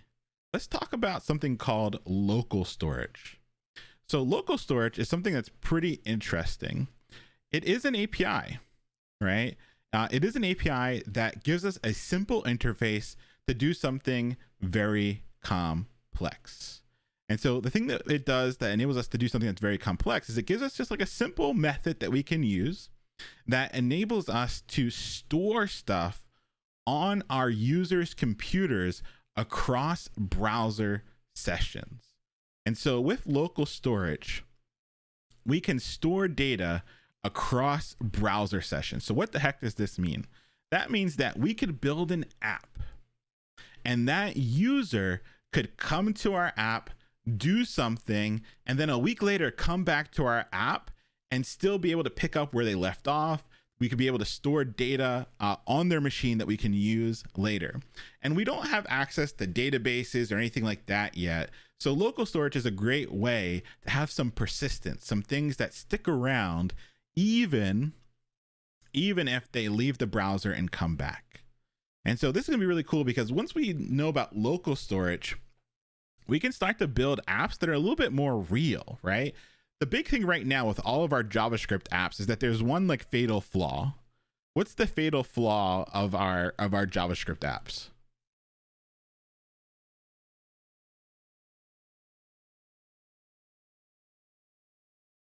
Yep, we refresh and poof, everything goes away. We're not at the back end yet. We're not ready to start using databases yet, but we can have kind of our own local storage where we put information that we can use later on. And so with local storage, there's some really cool things that you can do, but I want to show it to you real quick. I want to show you how it works. So I'm going to go to Wordle. And so Wordle is a game that the New York Times bought recently. And it's a mild addiction that I have. I play Wordle every day. I have a pretty big streak going. I'm pretty good. I can normally get most of them in three. Sometimes I got to do 4, right? And so I see a lot of people saying do or audio. Nah, that's not a good first word. Your brain fills in vowels way easier than it fills in consonants. And so you got to go consonants first, right? And so I'm going to spoil this one. I've already done this one and I play on my phone, not on my browser. So I'm going to show you. So first word, crane, right? We got the R, we got the A, not in the right spot. We can then do split, good follow up. We got the L, but nothing else. And this one was royal. I think I got this on 4 today, not 3 though. And so it was royal. Cool. Now I leave Wordle. Let me close out Wordle and let me come back. I didn't mean to do that. Wordle. Let me come back to Wordle and look, my statistics are still there. My games are still there. If I refresh, it's still there, but I didn't create an account, right? I didn't create an account. I'm not signed in. How is the New York Times figuring out what my statistics are, whether I played or not? And they're actually using something called local storage. So if you play in your browser, be very, very careful what we're about to do because it will clear your streak and there's no way to get it back. Ganchi Pazzo, hey, thank you for the raid. Thanks for bringing the crew along. Hope you're doing well. What were y'all up to? What were y'all doing today? Welcome, Raiders. We are in the middle of playing with some APIs, both web APIs, and now we're looking at local storage, and we're looking at how Wordle uses local storage, because what we just saw is that when we refresh, our statistics still show up, but we don't have an account. We don't have anything where we're like logged in or anything like that. So how does this keep like coming back up? That's what we're looking at. For folks that are new, we are running a 30-week software engineering bootcamp where you can go from kind of no coding ability to employed.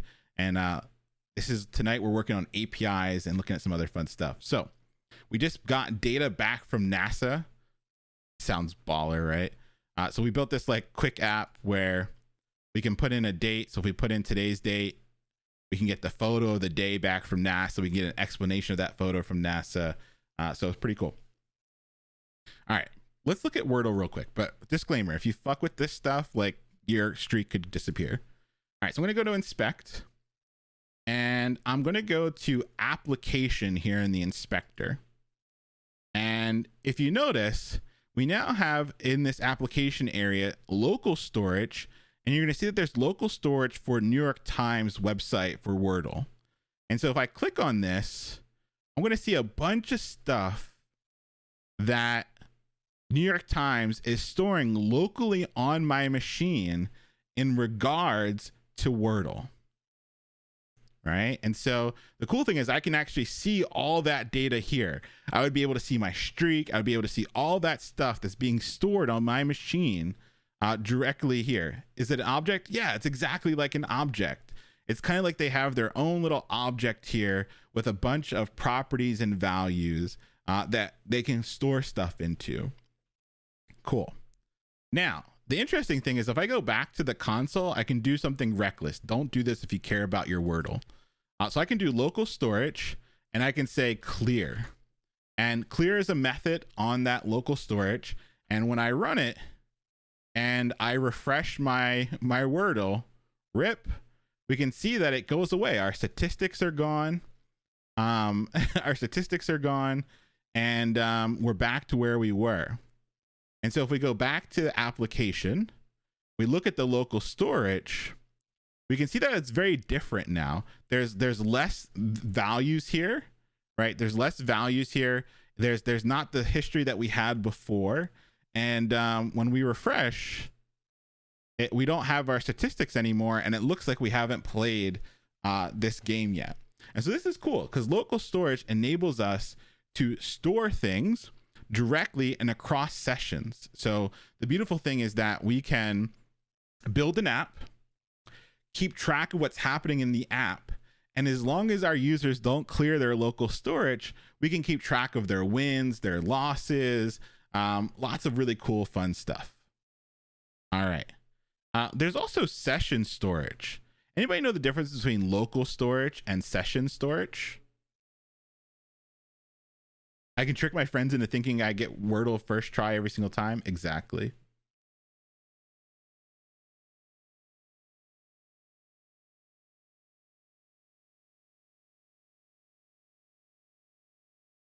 Yeah, session storage is just for that session, meaning once you close your browser, it's gone. It's not coming back.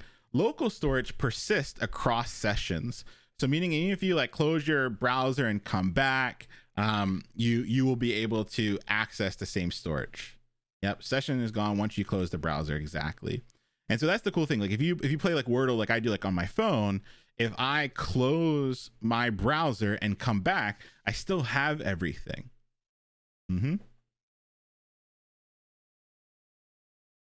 Cool.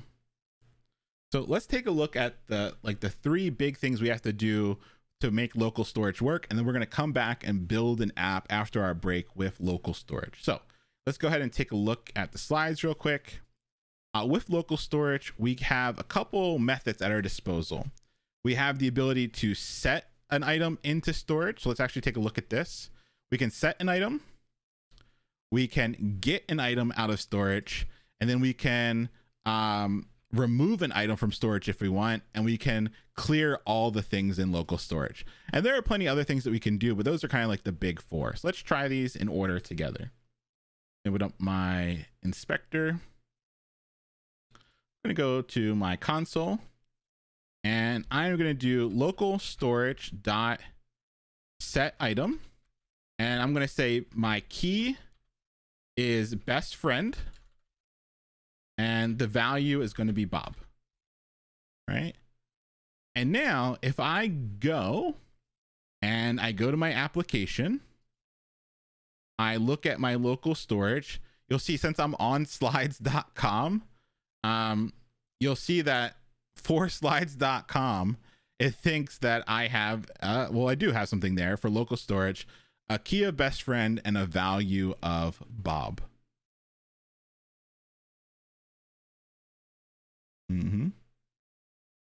And so now the cool thing is we can see that that key value pair is stored in local storage on this application. And if I go back to my console, I can even do stuff like I can get it. So I can do local storage dot get item, and I can ask for best friend. And you can see I get Bob back, right? And so I can get Bob back from it. I can even update it if I wanted to. I could do the kind of same set item again, but do Bob Boberson, right? And now when I say get item, I get the Bob Boberson back. And the cool thing is I could refresh my page and come back and it's still there, right? It's still there. I could close my browser and come back. It's still there. It's still there until we remove the item. And so I can do local storage remove item. I can say best friend. And now if I try to get my item, you can see that I have a null value I'm getting back. Like that best friend is no longer in local storage. That doesn't feel good. So let's go ahead and set best friend back to Bob Boberson. Let's just double check that it's there. Best friend, I'm getting Bob Boberson back. Looks good. And then the last thing I can do is just to confirm that it's in the application here in the local storage. We can see that best friend is Bob Boberson here in the local storage. Before we take our break, let's go to console and let's clear it. So local storage dot clear. And when we do it, it clears out all of our local storage. And when we go back to the application, boom, you can see there are no key value pairs. So the beautiful thing here is now we have the ability to store stuff over the long haul, meaning that we don't have to worry about page refreshes. We don't have to worry about if our user closes their browser and comes back. If they come back to our application, we can store stuff that brings them back to exactly where they were. Cool. It's for the site. When would you use this? I just showed you when you would use it. Wordle uses this to store your statistics and your streak without needing to store it like on their own database. It's all stored locally on your machine. Where is it actually stored? That's a really interesting question. It depends on your operating system, your browser, and a bunch of other stuff. But basically, you can think of somewhere on your hard drive, this or your SSD or whatever, is this local storage. Some implementations, I believe, are like a low budget, like SQL implementation, where it's kind of like the browser's running it and storing into it. But you can just imagine that the browser has memory on your disk, right? Your Chrome or Firefox, whatever, has memory on your computer, and it takes up a portion of that memory for local storage. Would you use it for when a user is filling out a long form? I think that's a really cool idea for local storage. So if they accidentally hit refresh, it's not just all lost. That could be a cool idea.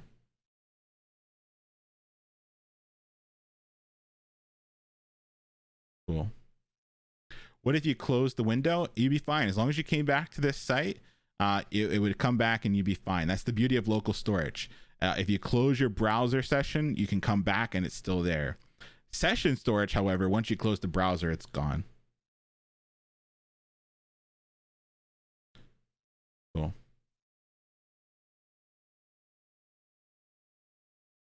Alrighty. Let's go ahead. Dev Journey, it does, yeah. All right, let's go ahead and take our break. When we come back from our break, we're going to actually put this into practice and build a really simple app that enables us to keep track of history using local storage. And then we're going to move on to building a game with APIs. Cool. All right, folks, let me bring the timer up. 5 minutes on the clock. Ganchi Pazzo, hey, thank you for the raid. Thank you for bringing your folks through. If you're new here, we like to take breaks at the top of the hour. If you're able, get up, move around, hydrate, let your eyes relax on something that's not the screen. What if you close the tab instead of the browser? Same thing. Yep, same thing. Cool. All right, folks. Good luck. Gonna run some ads, so you actually have to take a break. I'll see you in 5.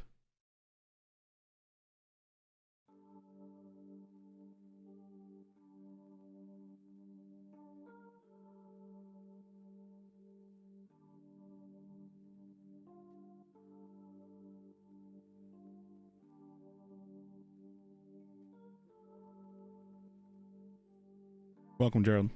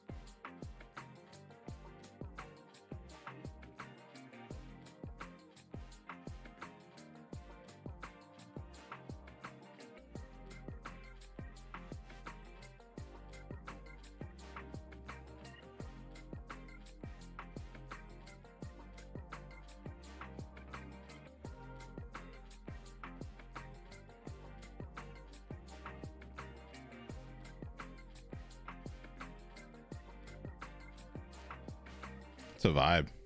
All right, folks, welcome back. Welcome back. Alrighty. Let's get back into this. Let's build this. Let's build a little app with some local storage, shall we?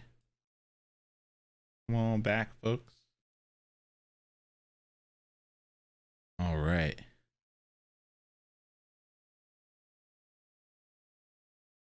So what I want to do is I want to put this local storage into action.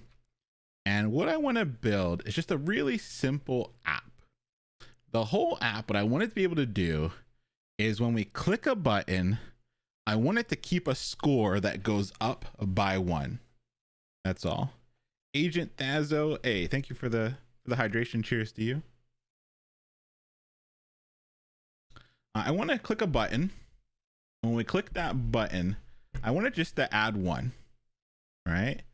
Just add 1, and then I want it to be able to be like local storage where we can come back, we can close the window, we can come back, and it still works. What's today's tea? Today's tea is the organic chai from Tazo. I actually really like it. It's a good one. Alrighty. I saw somebody mentioning the coding boot camps that the universities put on. Most of them are put on by a company that just uses the name of the university and then has a really shitty boot camp. You pay a lot of money and they're not good. Like, there are so many other paid boot camps that are like decent. Those are not one of them. If somebody said at least those you get one-on-one mentorship, you don't. You get a Slack channel that nobody responds to your messages. I think a lot of folks, if you really looked into like the support you get in these boot camps, you're better off like finding a Discord community that's not even 100 devs, like just finding a rando like programmers hangout or something like that, compared to the support you'll get in some of those boot camps. It's pretty wild. Yeah, it's pretty wild. And post program support, they kind of just dip on you for a lot of them. Yeah, it's not really a thing. So be careful, don't get got in these streets.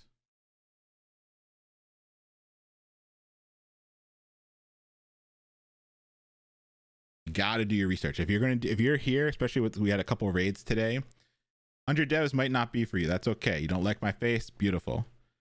There are so many other communities where you can learn how to code for free. And if you decide a paid boot camp is for you, know as someone that's taught boot camps for 10 years, know that the main thing you're getting is that you paid money to show up. And for a lot of folks, that might be worth the cost because they don't want to lose out on the money they paid to show up. But do not trust your boot camp to help you get a job.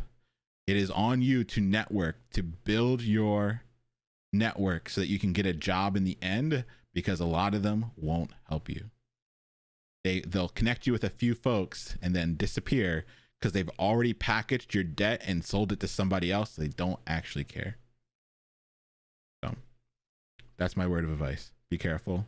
Talk to real alumni. Talk to folks that actually graduated. Go on LinkedIn. See what their actual class numbers are doing. But just do your research. Be careful. All right. Let's build this app. A local bot score button. A local bot score button. So we have in the starter code I've given you today, a lovely local storage bot score button template. I'm going to start with that. In it, I don't have anything. And in my HTML, I don't really have anything.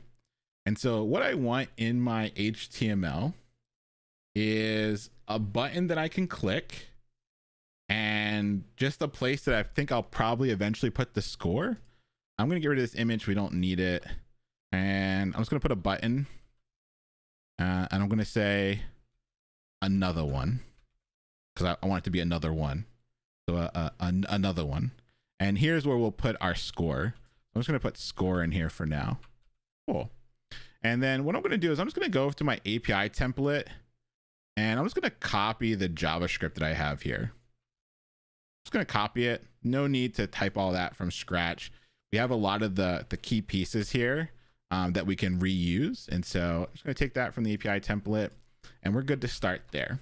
All right. So if the user can click a button, we know that we need a what?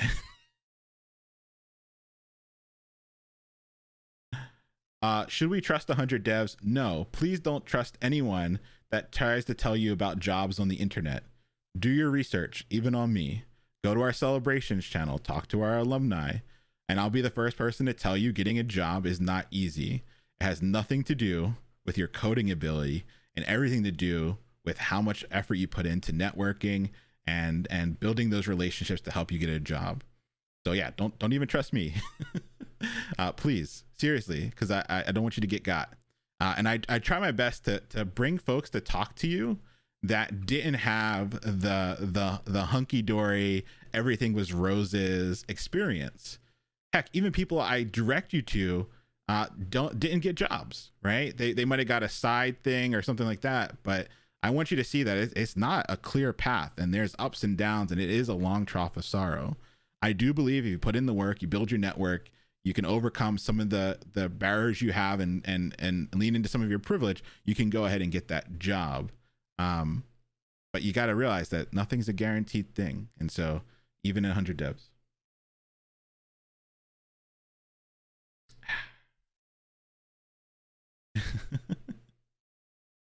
Cool. So we know that if we want to click a button, we need a click event, right? We need a click event. And so here we have our click event. It looks like it'll work because we have a button. We have our fetch. What I want to be able to do is when I click that button, I don't need any of this like API stuff for right now. So I'm just going to delete this. When I click this button, I want to like add another one. I'm going to call this add another one. There we go. So when I click this button, I want to add another one. And so what I need to do is I need to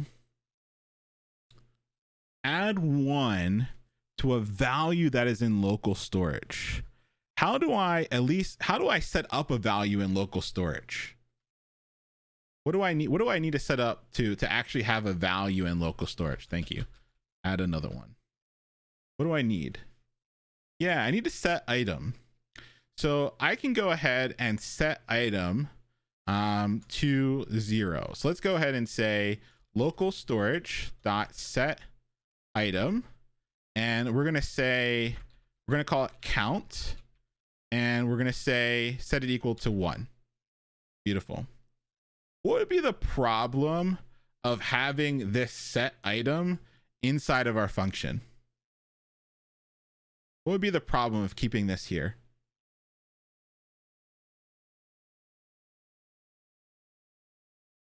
Yeah, every single time this function got called, we would reset local storage count back to 1.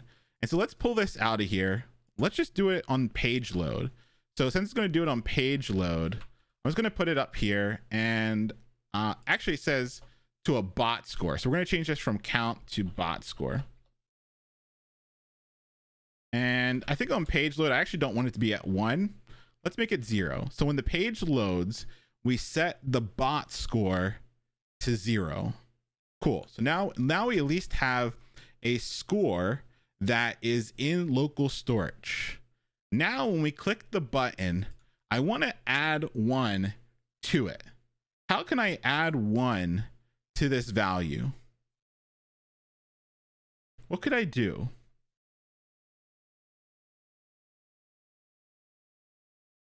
Yeah. I need to do exactly get item so I can get the value, then add 1 to it, and then reset the item to that new value.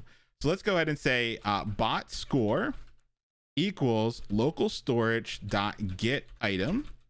And what item do I want? I want the bot score. So what this should do is if there is a bot score in local storage, it's going to give me that value and store it in bot score. And we're just going to call this bot score val, like the value of bot score. So what I'm going to do is I'm going to do bot score val plus equals 1. And now that I've added 1 to bot score, what I want to do is I want to set the bot score to that new value. So local storage, local storage dot set item. I'm going to set the bot score. And what am I going to set bot score to? What am I going to set bot score to?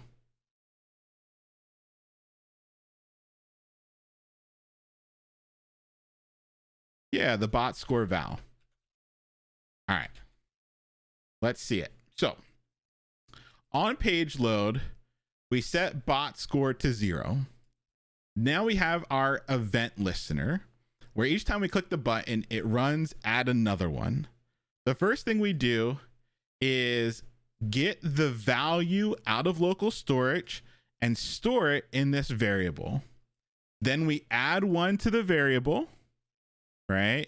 And then once we've added 1, we reset that score to be the new value, which is whatever it was, plus 1. So let's save it and see what we got so far. Let's go ahead and open this in the browser. All right, let's open up the inspector. And I'm going to open up the local storage application, local storage.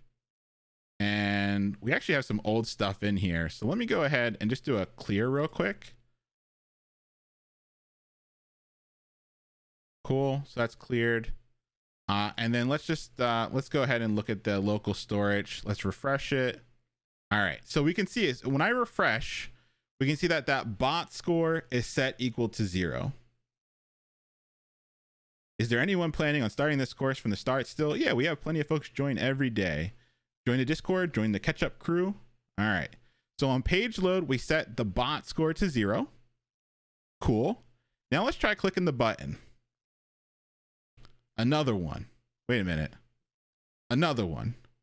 Wait a minute. Another one. Another one. Another one. Get it? Another one. Do you get it now?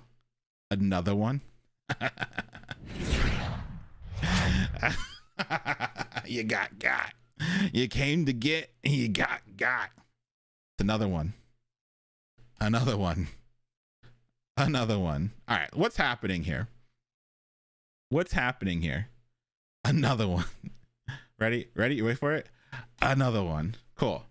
So it is concatenating. Exactly. What do we know about, what does that maybe tell us? Because we put a number in here. We added a number to it. What does that tell us about the stuff that's coming out of local storage? Yeah, it's stringy, right? It's probably a string. So let's wrap this in number just to make sure that we are always dealing, with numbers here. So let's save that. Let's go back. Let's refresh. And that's also something interesting that we just saw there. Let's go ahead and click add another one. Another one.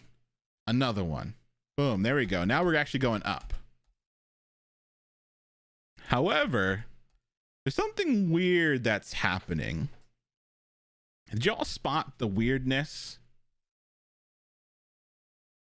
I really do come up with a joke and then build a whole lecture around it. That's what happens. Just so you know my process.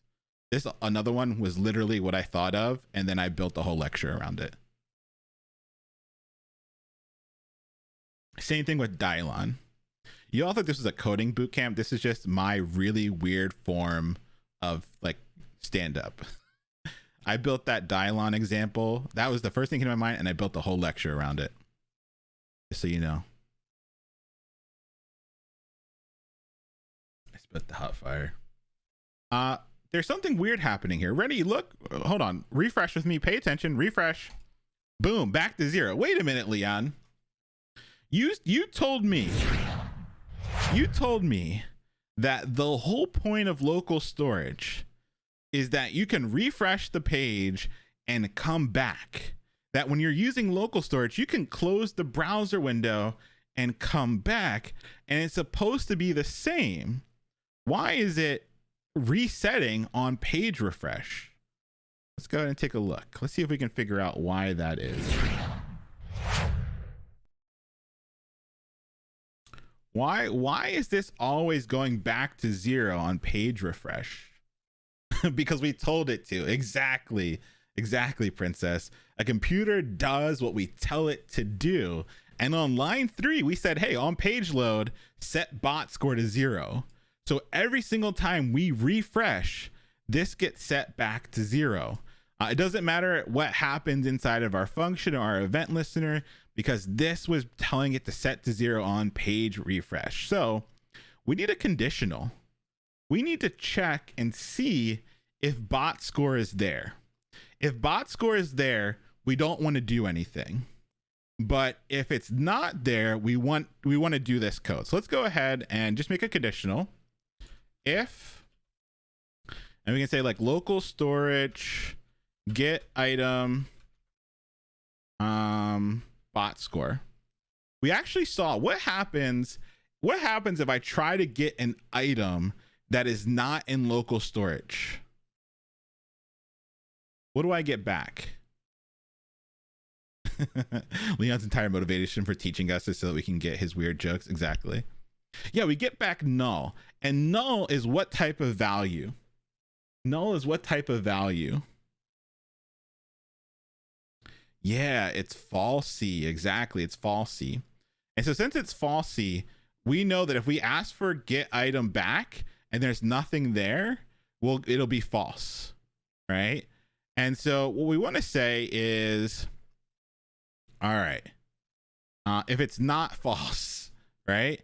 So if we don't get a false value back, like if it's not null or not false, right? If it's not falsy, if it's true, right? If there's something there, we'll get a true value, right? So we're saying not false. Then we can just go ahead and do this line.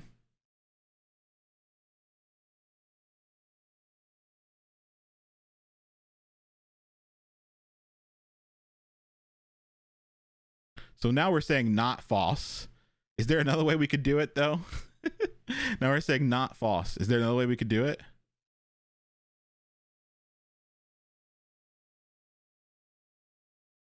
Yeah, let's try it. Let's see what happens.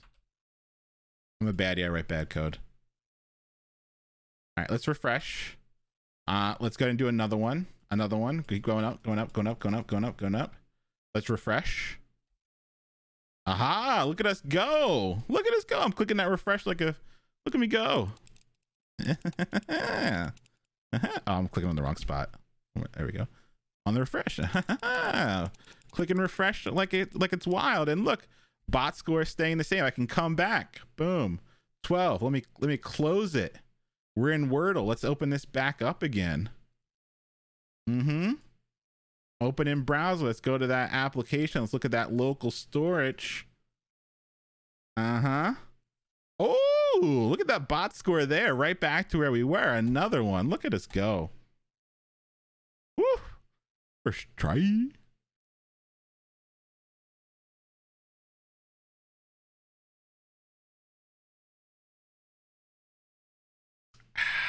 Another one. Cool. All right, so that's the beauty of local storage. And the cool thing is local storage is a simple interface that does something really complex. We only have to learn about get, set, and clear, and then we have this whole place where we can store stuff, right? That we can come back to. Our apps can be persistent. They can have values so that as users come back, they can have incremental stuff. Beautiful. I love it. Do you ever run out of local storage? I guess theoretically you could, because you'll run out of computer storage. I actually don't know the limitations on how much you can put into local storage. Cool. Bring up the code real quick just so we can see. We have our conditional that checks to see if there is a bot score. If there's not a bot score, we set it to 0. Basically, we're just saying, is there a bot score? If not, let's set it. Basically, this only runs on the very first page load. That's it. 5 megabytes, Archer? That's not a lot. Excuse me.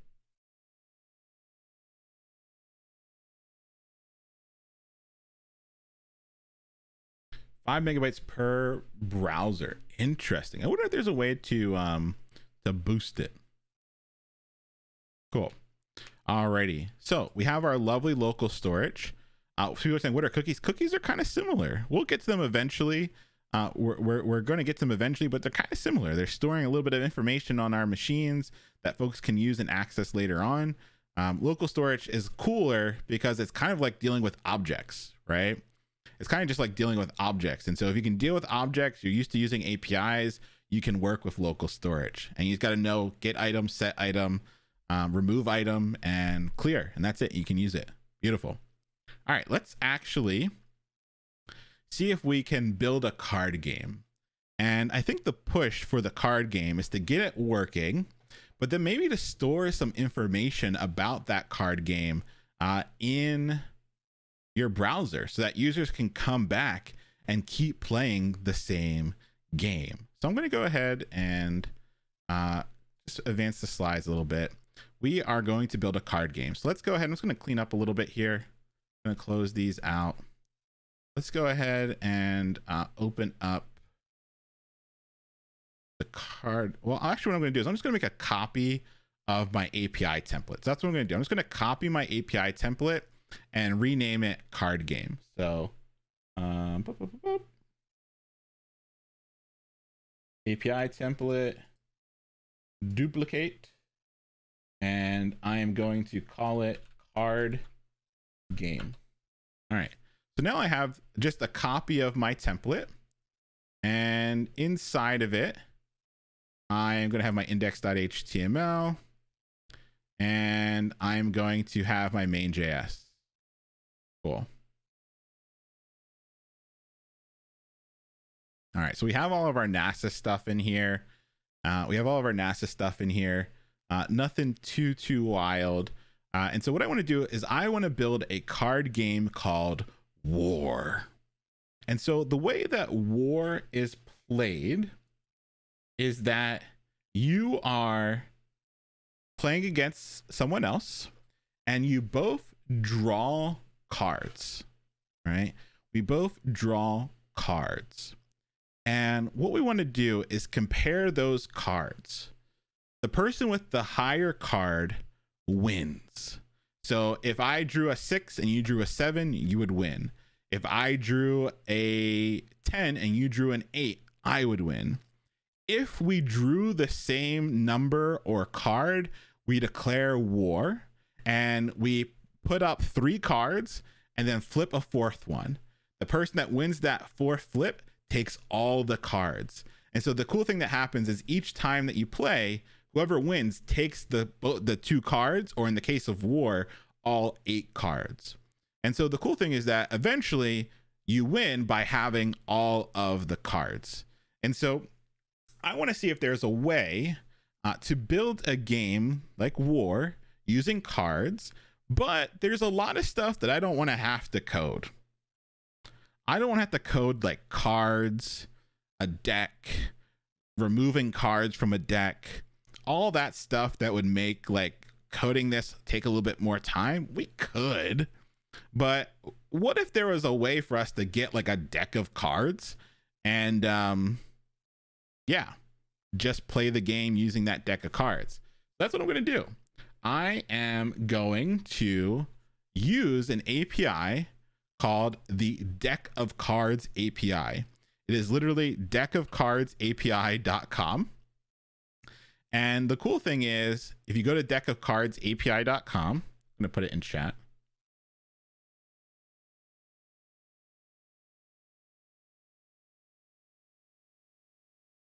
You can see that you can get a deck of cards.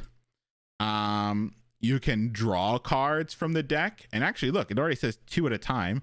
So we could build our war game, right, by using this. We can reshuffle the cards. We can do a bunch of stuff. So let's just see if we can actually get something from the Deck of Cards API. I'm just going to grab this link. I'm going to go to Postman, the test. Like I said, I love Postman because I don't have to actually set up anything. I don't have to set up anything. I don't have to worry about like my template being set up or anything. I'm just going to paste it in, click send, and boom, I'm getting some responses back. And it gives me a deck ID that I can use. And once I have a deck ID, I can start to do some fun stuff with that deck. So let's go ahead and take a look back at the API. Once I have a deck ID, right? Once I have a deck ID, I can use that ID to draw cards, right? So my first request, I got a deck ID, and then with that deck ID, I can draw cards. So let me try that. Let me see if I can draw cards. So I'm just gonna copy this API URL. I'm gonna go to my Postman. I'm gonna paste it in. I'm gonna grab the deck ID from the first request I got. Let's plug it in. And let's see what we got. Beautiful. All right, so we can see on my very first result, I got 2 cards back. I got a 4 of clubs and a 3 of spades. So the 4 of clubs would have won if we were playing war. And the really cool thing is that you can see how many cards are remaining. So a deck of cards is 52 cards. I drew 2 cards, so I still have 50 cards left. So if we were going to build this from scratch on our own, we would have to code all of that logic, right? Not only would we have to like code out all the cards, find all the photos for the cards, find all the suits and things like that. We'd also have to code all the logic for drawing cards. We'd have to draw all the logic for like keeping track of how many cards are left in the deck. But by using an API like the Deck of Cards API, I don't have to worry about any of that. And what you're seeing me use right now, I said, is Postman, postman.co. And the reason why I use Postman is because very quickly you could see that I was able to jump in, right? I was able to jump in. I was able to test some API routes. I was able to take like values from one route, one URL and like use it in a different one. And I wasn't actually having to like write JavaScript. And so Postman just makes it way easier to test your APIs, to make sure everything's working, and to get a rough idea of like if it's going to work well before you jump in and start writing the code. So I use Postman pretty much all the time. Like I always have it like open and I test a lot of stuff in it. Right now it's just kind of like APIs, but eventually you're going to be testing whole segments of your app using Postman. So really a big fan. Cool.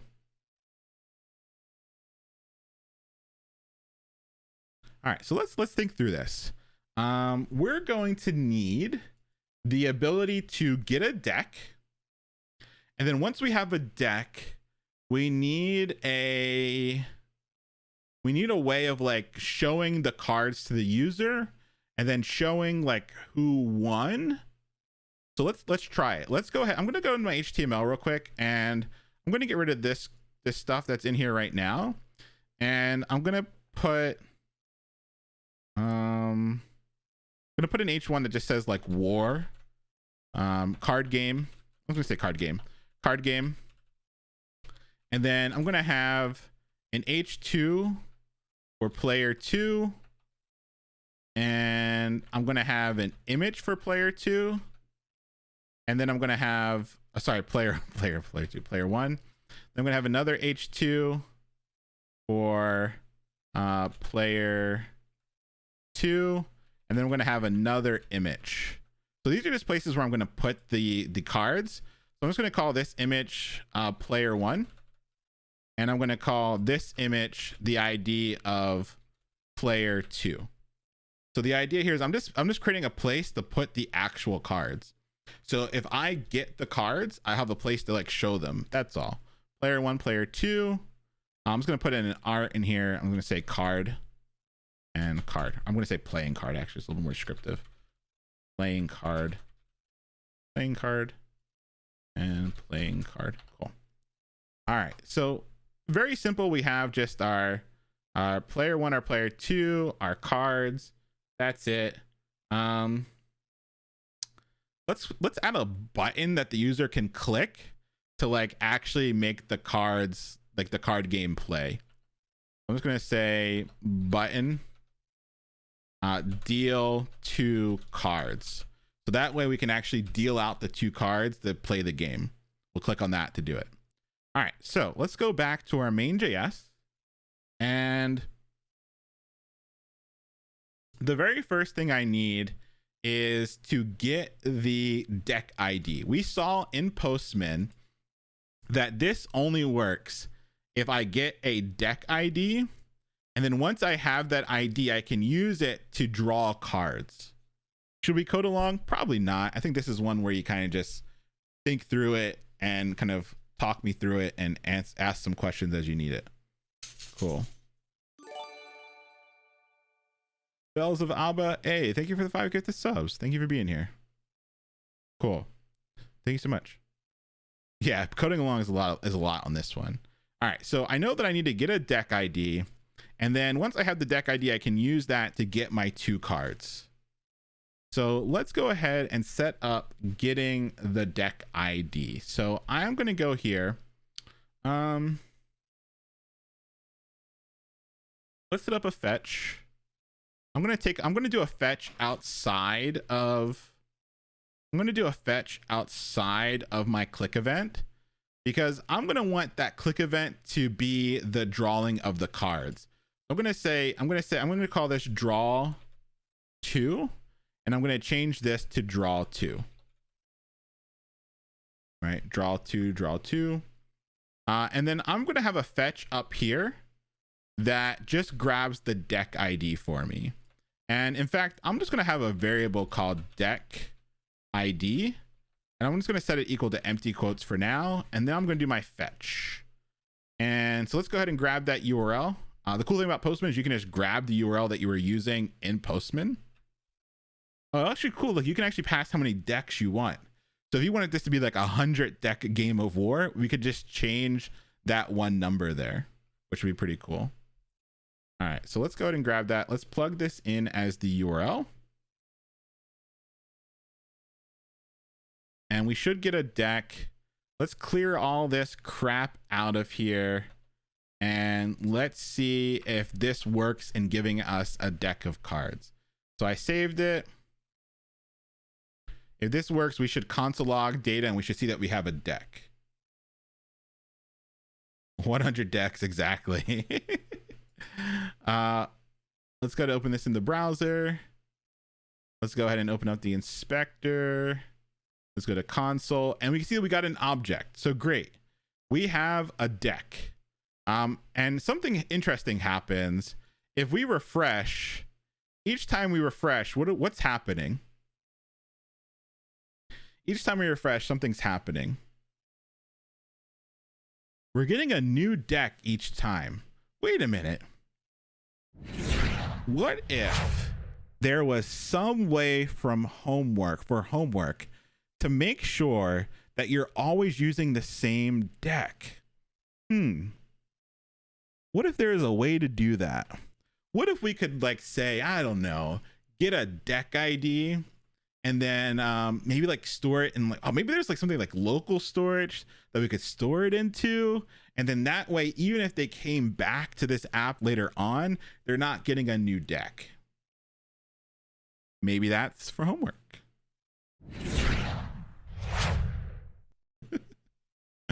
All right. So right now we're getting a new deck each time. And that's actually probably pretty good. That way I don't have to worry about people grabbing my deck. Right. So we're going to get a new deck each time. And then once I get that deck, let's go ahead. What is it called? It is a deck ID. Deck ID. Right? Deck ID. Deck underscore ID. So we can go ahead and do something like this. We can say deck ID equals data dot deck underscore ID. And let's see. Rofiato, hey, thank you for the hydration. Cheers to you.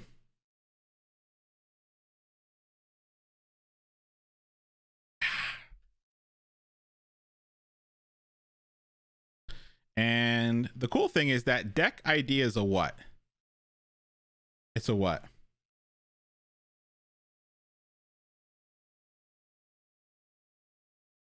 It is an empty string now, but it's a global variable. And so like when you look up like bad things to do in JavaScript, global variable is like literally the first thing that says not to do, but I'm a baddie. I write bad code. So right now I have a deck ID that's a global variable, and I'm just going to put my deck ID into that global variable. And the reason I'm going to do that is because I know down here in draw 2, I'm going to use that deck ID. So I want on page load to get a deck, and then down here I'm going to use that deck ID, right? And so just to make sure I don't have any like weird scoping issues, I'm just making it a global variable. I'm a baddie. I write bad code. Cool. Are there plenty of ways to get around it? You could, but this is 25 minutes left in class, Leon. All right. So we now have the ability to get a deck. We saw that it's working. We're storing that deck ID in our variable deck ID. Let's see if we can draw our 2 cards. So we have our draw 2. And instead of doing any of this stuff here, don't need any of this. We need a URL. So let's go back to Postman and grab our second URL.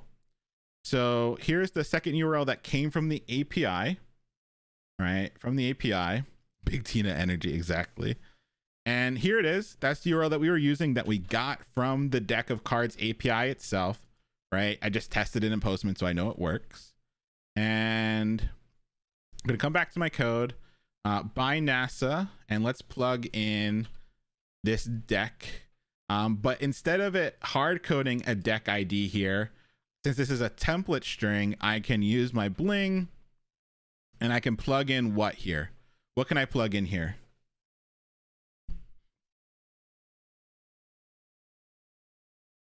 I can plug in deck ID. Exactly. So now the cool thing that happens is on page load, this fetch runs.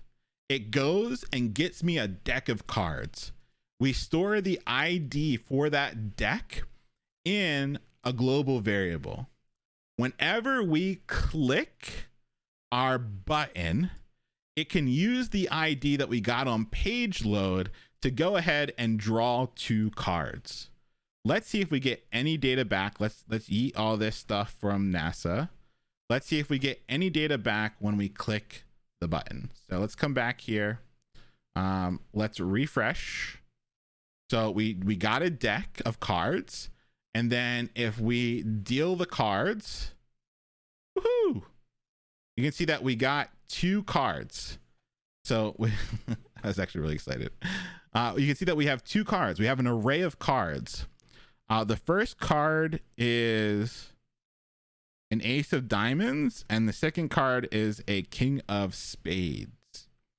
So if we dig into this a little bit deeper, we can see that each card has an image and a suit and a value. Let's see if we can get these cards showing up in the DOM. So we know that we get an object back that has a cards property, but cards is an array. So we can use cards 0 and cards 1 to get the first and second cards. Let's try that. Document.query selector, and our image had the ID of player 1, and we're going to change the source to be equal to data dot, was it cards or card? Cards, yep. Square brackets 0 dot, what was it? Image. Cool. Because we got the data back. It had a cards property that was an array. We're going to grab the first card out of that array and grab the image property. And then we're going to do the same thing. The same thing for the other card. We'll do a YOLO at the end. I think we're building up to some YOLOs here. So let's go ahead, and this would be 1, right? So this is going to grab the first card and the second card from the draw. So let's go ahead and save this. Let's see what we got. I'm going to refresh. That got me a new deck of cards. I deal 2 cards, and the first card showed up. That's cool. Let's check. Oh, rip. I forgot to say player 2. Good call, chat. If we look, remember, our images have the ID of player 1 and player 2. I don't know about y'all. I was pulling aces. Y'all were pulling 3s and stuff. All right, let's go ahead and save. Let's make sure this is working, and then we'll step through it. Refresh. So we got a new deck. I'm going to deal 2 cards. We get a deuce and a jack, a 6 and an 8, a king and an ace. Yo, player 1 is getting wrecked. Destroyed. Player 1 is not won yet. Destroyed. Oh, that would be war. We would have to like put up 3 cards and then flip another one. Cool. So right now we can see that, and it's also pretty cool. Like, you can see how many cards are left in the deck. That looks pretty neat. Right now we're not doing any comparison to see who won, right? We're not seeing who won yet. So let's see if we can build out the who won. Let's just take a second to see where we're at. We have a fetch on page load that grabs the deck and stores the ID in our global variable deck ID. Then down here on the click of the button, we're using that deck ID to draw cards from our deck, right? We're drawing cards from our deck. And all we're doing right now is grabbing the images from the 2 cards that are drawn and placing them into the DOM. Let's go ahead and see if we can do a little bit of comparison here. Let's go ahead. Do we have a place where we can put this? Let's see. Let's put a place like we can put let's do like an H3 here. And ooh, I don't like the capitalization. Put an H3 here, and let's do it like result. We'll just say result for now, and this is where we're going to put the result of who won or not. Cool. So let's see. These cards, do they have value? They do. We can see that there is let's open it up. There is a value. Ooh, how that's going to be a problem. Anybody see the problem that I'm looking at? Anybody see that problem? They're not all numbers. The ace, the king, the queen are all going to need numbers if we're going to make this work. So let's do the first thing. Let's see if we can figure out who won the way it is now, and then we'll control for this edge case. So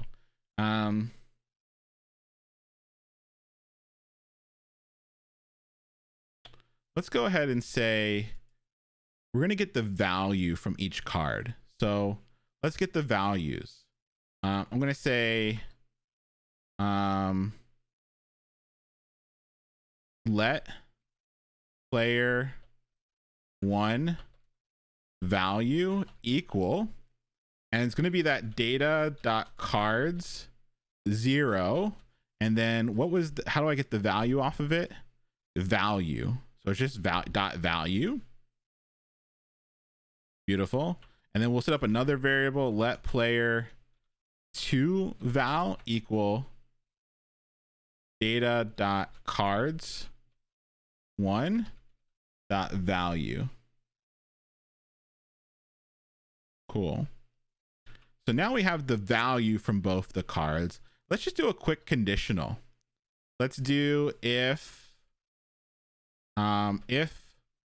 player 1 val is greater than player 2 val.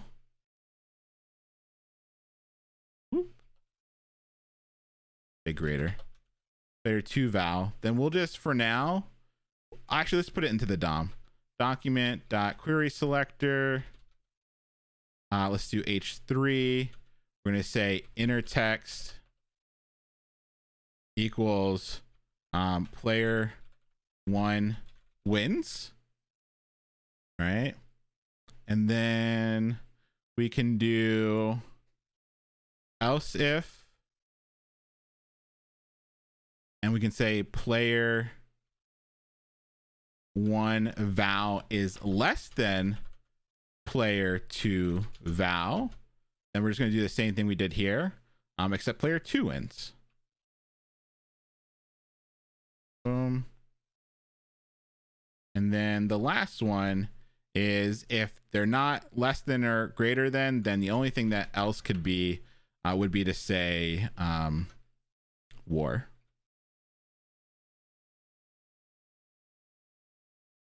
We'll do that H3 and we'll put some text in there. We'll say time for war. Cool. Beautiful. All right. You know what? Something is pretty interesting. Let's just see if it works and see if it's doing anything. I know, hopefully we get some like numbered cards and it works. So let's see. Let's refresh. We got a new deck. Deal 2 cards. Ace King. Player 2 wins. That makes no sense. That's not true. Let's get 2 numbers. Let's see. There we go. Player 1 does win because 6 is less than 10. Oh no, that is not working. This should player 1 should be winning. No, that's what. Nope. Player 1 should have won this. Interesting. Let's check. Let's see what's happening because player 1 should have definitely won that one. Let's look at the cards. Oh. What are all the values, chat? Can you see what the values are?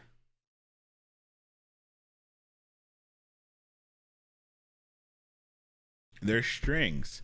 If only we saw something earlier today that would help us fix this. If only. What could we use to fix this? Yeah, number. Nice. All right, let's look at number. I'm gonna wrap these in number.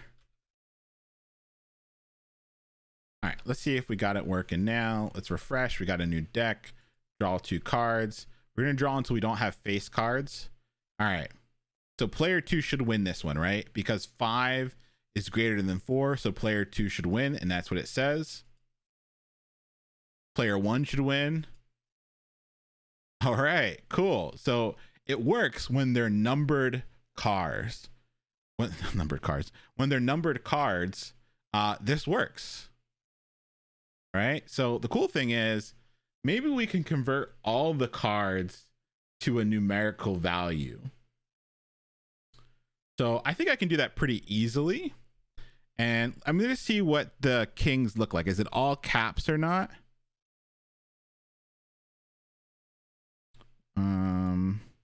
Yeah, it's all capital letters. So what we can do is we can just create a little helper function. And our little helper function can just convert it to a number.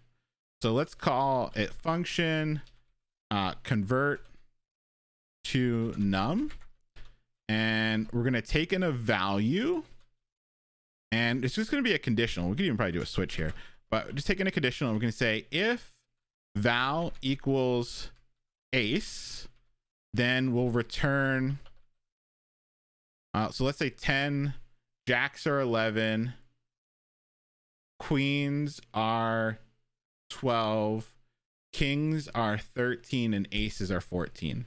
So we'll just return 14. Else if, cool. Else if, cool. And so we'll just kind of keep it going. We'll say if val equals king, all caps, right? Remember it came in all caps. If val equals queen, cool. And if val equals jack, cool. And then we're gonna have an else here as well, which will just be return val. Cool. So if it's already a number, if it's not an ace, a king, a queen, or a jack, we should just return that number. So we'll return here 13. We'll return 12. We'll return 11. And so if it's not a ace, king, queen, or jack, whatever value we passed in, we'll just return the value. Cool.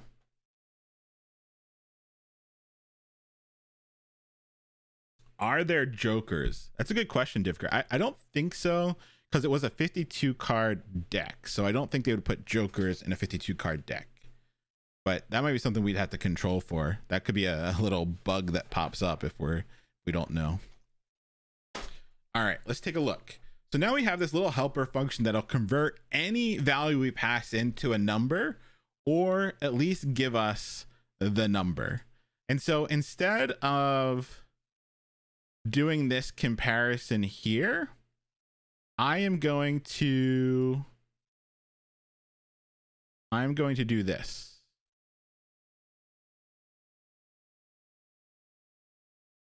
I am going to wrap this in convert to value. Is that what we called our function? What do we call it? Convert to num, sorry. Convert to num.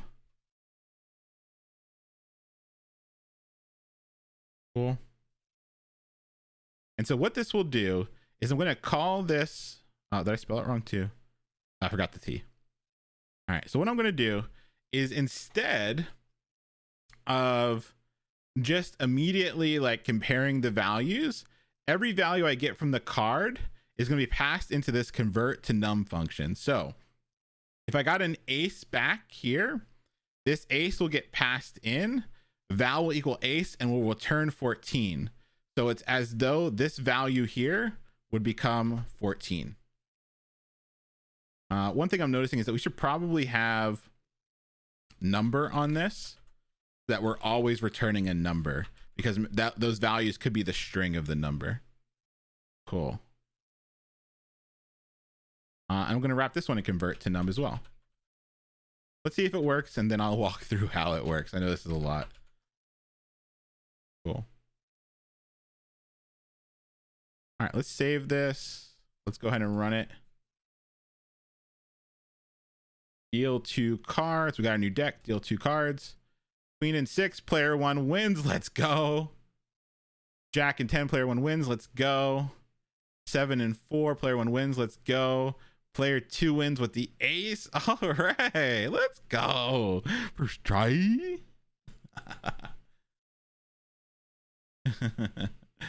Wheezy said, everyone take a moment to appreciate that we can somewhat understand the wall of code versus 4 months ago. Hell yeah. If you're paying attention to any of this, imagine trying to pay attention to this a couple weeks ago. All right, let's take a look. Let's make sure we know what understand what's happening here. Jason Derulo, hey, thank you for the 5 gifted subs again. I appreciate you. Thank you for being here. And thank you everyone for all the subs today. It was a lot today. I appreciate you all spending Jeff Bezos's bucks and using the primes and all that fun stuff. Thank you. All right, let's take a look. We have our very first fetch that happens on page load. We get the deck ID, which we store in a global variable. We're going to need this deck ID, right? I think so too, Legendary. Learning is fun. We're going to need this deck ID so that we can make another request to draw 2 cards from the deck that we got. All right, let's see. We click the button, and that's going to enable us to draw 2 cards. We're going to use this URL to draw 2 cards. We're plugging in our deck ID. And then what we're going to do is we're going to get the response back from drawing 2 cards from our deck. As long as we don't refresh the page, we're going to keep drawing from the same deck. We put the first image that comes back with the 2 cards into the DOM. We put the second image of the card that comes back into the DOM. And then we create this little helper function that takes the values, because the values were strings. And our little helper function converts ace, kings, queens, and jacks to a number value, and converts any of the string numbers to an actual number, right? And then the only thing we have left to do is compare those numbers to see if the player 1 won or player 2 won, or if they're ready for war. Pretty neat.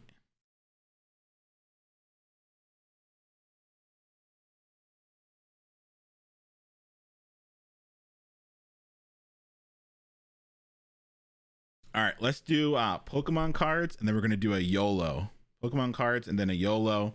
So let's go ahead and take a look, and then we'll talk about the homeworks. All right, so we have quite a few Pokemon cards to get in today, and then we're gonna do a YOLO. So here are the Pokemon cards that are still available, and let's see. Let's go ahead, and I am going to set up a quick math.ceil. We're going to do a math.random, and we're going to times that by the number of cards we have left, which are 64. So we'll do 64 times 64. If it winds up being 1, 2, or 3, you get the top tier card. 1, 2, or 3, you get the top tier card. We have quite a few folks that did the Pokemon card redemption, and so we're going to start with Andrew Sloth. Andrew Sloth, this card is for you. So let me go ahead, and I'm just gonna copy these names real quick because I'm going to need them so I can send out the cards. I'm going to be sending out all the cards along with all the other merch stuff we're doing. I'm hoping to take some of the time this weekend that we have for me to be able to go ahead and do all that. So Andrew Sloth, this is for you. 3, 2, 1. 18. Let's see what the heck 18 is. 18 is the double colorless energy, but it's the league promo version. That's actually a pretty cool card. So I'm just going to go ahead and copy that real quick. Boom. And we're going to put that on my list here just so I know who got it. And then I actually have to delete this because there's no doubles there. So I'm going to delete this row. All right. Next one up is Yobi. Oh, Yobi. This one's coming up for you, Yobi. So let's go ahead and draw it again. 3, 2, 1. 62. All right, let's see what's at 62. 62 is Sage's Training. Oh, no, sorry. Oh, Minsiko. This was the death of one of my... I actually don't know how to pronounce this. This is the death of one of my decks. I got rolled by this so hard when I was playing competitive. All right, I'm going to delete this. Let's go into Yobi. And we're going to do a YOLO.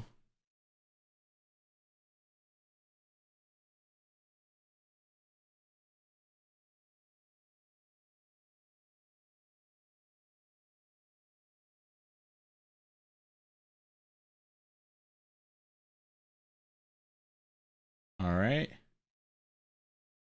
Elvelino, this one's for you. Elvelino, this one's for you. We need to build an API for this. Exactly. Actually, somebody did that last class. Somebody last class built me an API to do this. I just don't remember the URL. Someone really did do that last class. They built an API for me that looked at it, and I forget the URL. 7. Elvino 7. Let's see. 7 is Kingdra Prime. That's a fire card. All right, Kingdra Prime coming your way. We got just a few more here, folks. Then we're gonna do a YOLO. Then we'll do a nice raid. Get some more channel points so you can get cool stuff like these Pokemon cards. All right, we got 4 more to do here. 1 more. All right, 64, and this was for Fire Repeat. There is no 64 anymore. So you know what? We'll make that a re-roll. Since there's no more 64, because I forgot I deleted it too. You lucked out because you were at the bottom.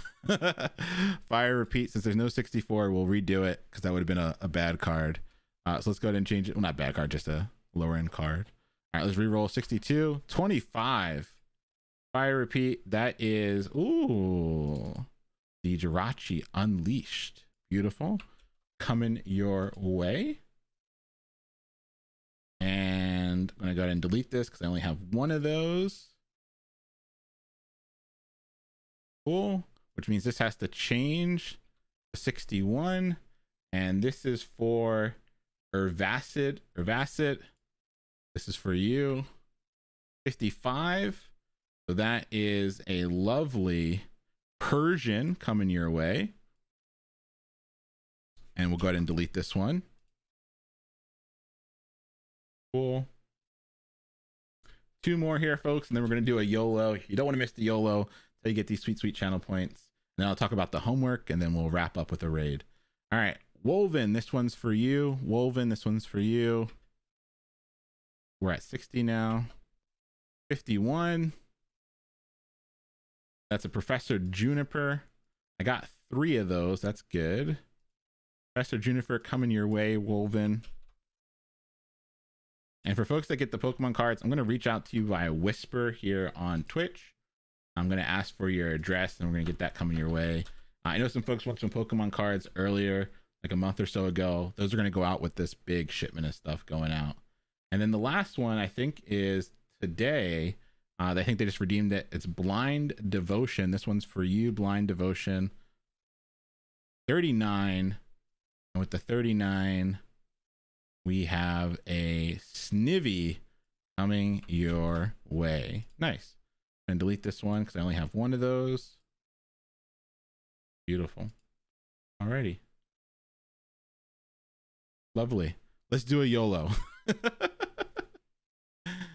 Let's do a YOLO. Did I get rid of the Kingdra? Oh, I didn't. Let's get rid of the Kingdra. Beautiful. All right, here we go. We got rid of all of them. Wonderful. Thank you. Let's do a YOLO. So the way the YOLO works, time to lose all my points again. Hopefully not. You saw the code, folks. Hopefully there's no bugs in the code. Hopefully you had enough time to take a gander at the code to see if there were any bugs. We're going to YOLO if player 1 wins or player 2 wins. If player 1 wins, you win your points. If player 2 wins, you win your points. But folks, here is the game this evening. If we land on war, I'm going to cancel. I'm going to cancel it. Everyone gets their points back, and then you have to YOLO double the points. So if we get war, you have to, whatever you put up 10, you put up 20. If you put up 1,000, you put up 2,000. I'm going to look through. I'm going to pull up the spreadsheets. I'm going to be up in the spreadsheets. I'm going to be like, who didn't double? Ban, ban, ban. Didn't double, ban. Didn't double, ban, ban. Ban, ban, ban, ban. Didn't double, ban. Because you don't have to play. You don't have to play. You don't. But if you want to play today, here are the rules. You pick player 1 or player 2. We get war, you have to double your bet. All right. Let me go ahead and set it up. Let's go ahead and we'll refresh the page. We'll get a fresh deck, fresh set of cards. Player 1 or player 2, send up the YOLO. All right. Start a prediction. Start a prediction. Player 1 or player 2. Mission period 1 minute.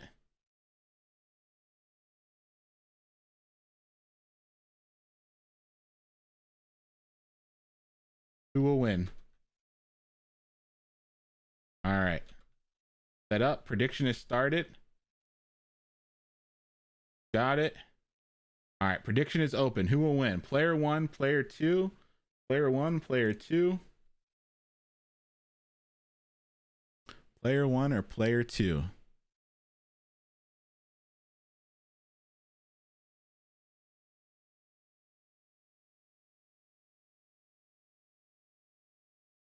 I don't know why people are doing exclamation point YOLO.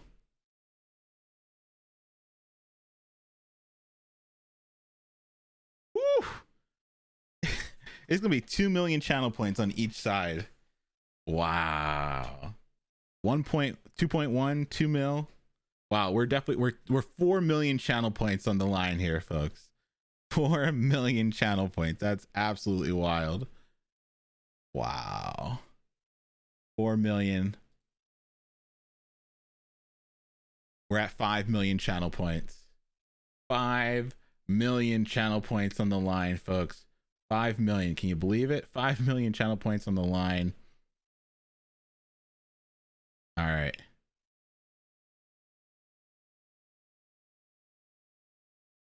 Let's see if we can do it. All right, you ready for this? 5 mil channel points on the line. All right, let's refresh. We got a new deck. We're gonna deal 2 cards.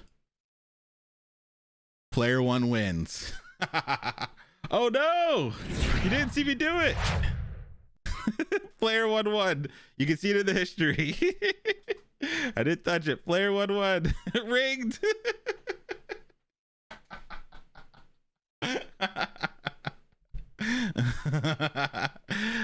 Player 1 won. I don't know who bet the points. It doesn't matter to me. But player 1 won.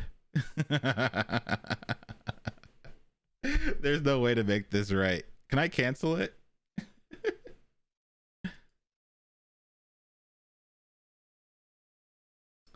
Player 1 won. Player 1 won.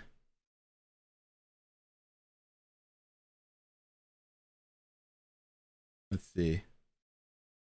How do I choose it? All right. I feel I need to delete this bet and do it again. I do. I don't think folks saw it. I don't want folks to be cheated. I think I have to delete it. Yeah. I think I have to delete it. Psych.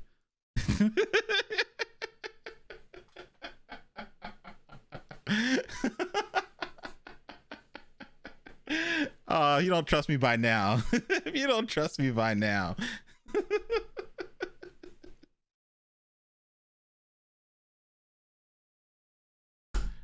Player 1 won. I don't know how to do this fairly. I don't know if I should delete it and redo it, or if player 1 wins. I think the only fair way to do this is to delete it, because folks didn't see it. I know player 1, you want your points. I feel you, but I feel like we need to redo it. So I'm going to delete it. I apologize. Should have been little Leon. I don't want there to be any shenanigans. I don't want there to be any shenanigans. Can I do a poll? Let's do a poll. New poll. Should I redo? Yes? No? All right. Let's start a poll.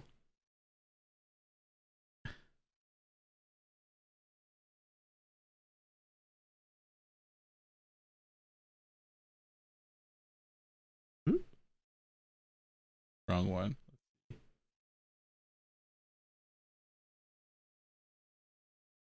Should I redo?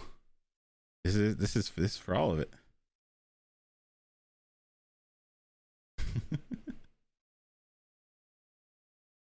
I wouldn't cheat y'all. Player 1 won. So let's see what the community decides. It's democracy in action. So the interesting thing here is that it had to be more people, right? All right.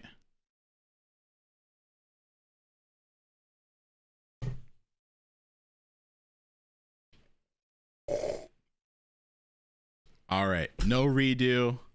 The ones won it by over 100 votes. The no's won it by over 100 votes. So player 1 really did win. I would feel really shitty if I had to delete it from the player 1 winners. So player 1 did win. The community's decided. I'm going to confirm it. Player 1 wins.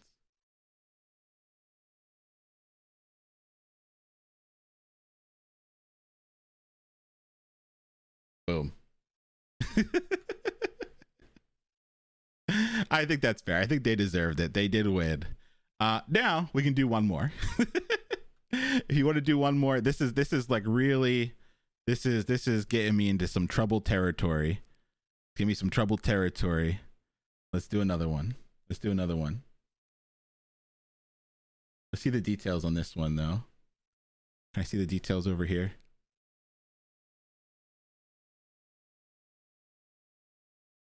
Over 5 million points. Over 5 million channel points were up for swings there. All right. Let's go ahead. I'm going to set up another one. It'll be we're going to refresh, new deck. Refresh, new deck. All right, start a prediction. Who will win? Player 1, player 2, 1 minute to get in, and then we'll do a raid. All right, 1 minute to get in here. I can't be doing too many more of these YOLOs. Can't be doing too many more of these YOLOs. We're going to refresh, new deck, and then pick 2 cards.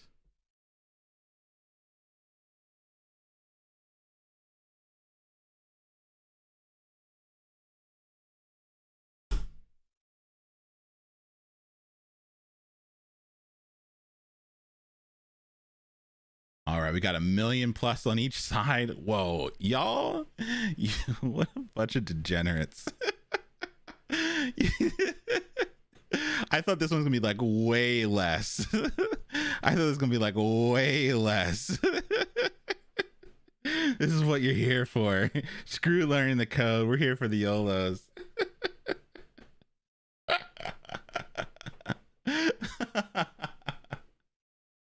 This is wild. Wild. What? I thought it'd be like half. Yeah, we're over 5 mil again. This is for another 5 million channel points. What? What? Another 5 million channel points are up on the line, folks. Let's go ahead and refresh. So it's gonna be a new deck, and then we are going to draw 2 cards. All right. Here's the refresh. Little Leon, you can see me. There you go. I'm good. Live. All right. Refresh. New deck. Draw 2 cards. 3, 2, 1. Woo-hoo-hoo-hoo! Player 2 won it. Player 2 won it. I hope he didn't switch it up. Player 2 won it. Let's go. All right. Let's confirm the prediction here. Choose outcome. Player 2 wins. Complete prediction. Beautiful. All right. There's a few things for homework. Due Thursday. Due Thursday. You have an assignment that says to create 3 small apps using 3 APIs. So I gave you a list of public APIs you could use, but any API is fair game, meaning that you can just Google for certain APIs. You now have the ability to use a bunch of them. And so part of your homework for Thursday is to build some simple apps using some simple APIs. Google, share APIs that you find that are fun. Look up APIs that might be tied to your interest and try building. Also for homework, I want you to try playing around with this game. We've done a lot here. Break it apart. Try and make it do something different. Try and get war to work, right? Right now, war doesn't work. It's just the greater than or less than, right? So there's lots of things you could do here. Once you have the cards working, you could build whatever you want. You could maybe build poker, you could build blackjack. And so there's a real ability to take this deck of cards API and build something really cool as the beginning project for your portfolio, right? I think there's a lot of stuff here that if you just tweaked it and made it your own, right? Tweak it and made it your own, that you could wind up with some really dope portfolio projects. So hope you had some fun today. I hope you enjoyed working through some of these APIs. Come back on Thursday. We're going to do more stuff like this, just building, seeing how things work, testing out new tools, and then we'll go into the holiday weekend. So let's go ahead and do a lovely raid. I really appreciate everyone that sticks around for the raids. It's really nice to like spread some love and positivity to end off the evening. Also remember, you get those sweet channel points. And so let's go ahead and do a raid.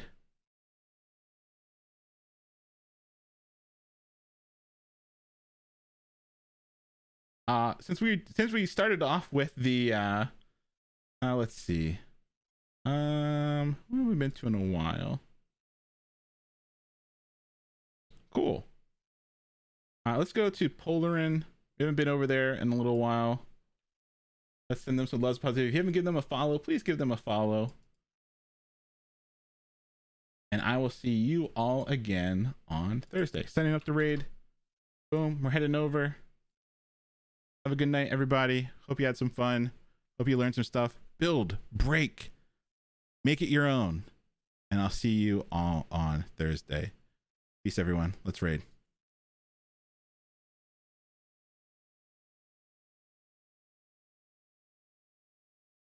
Peace, YouTube.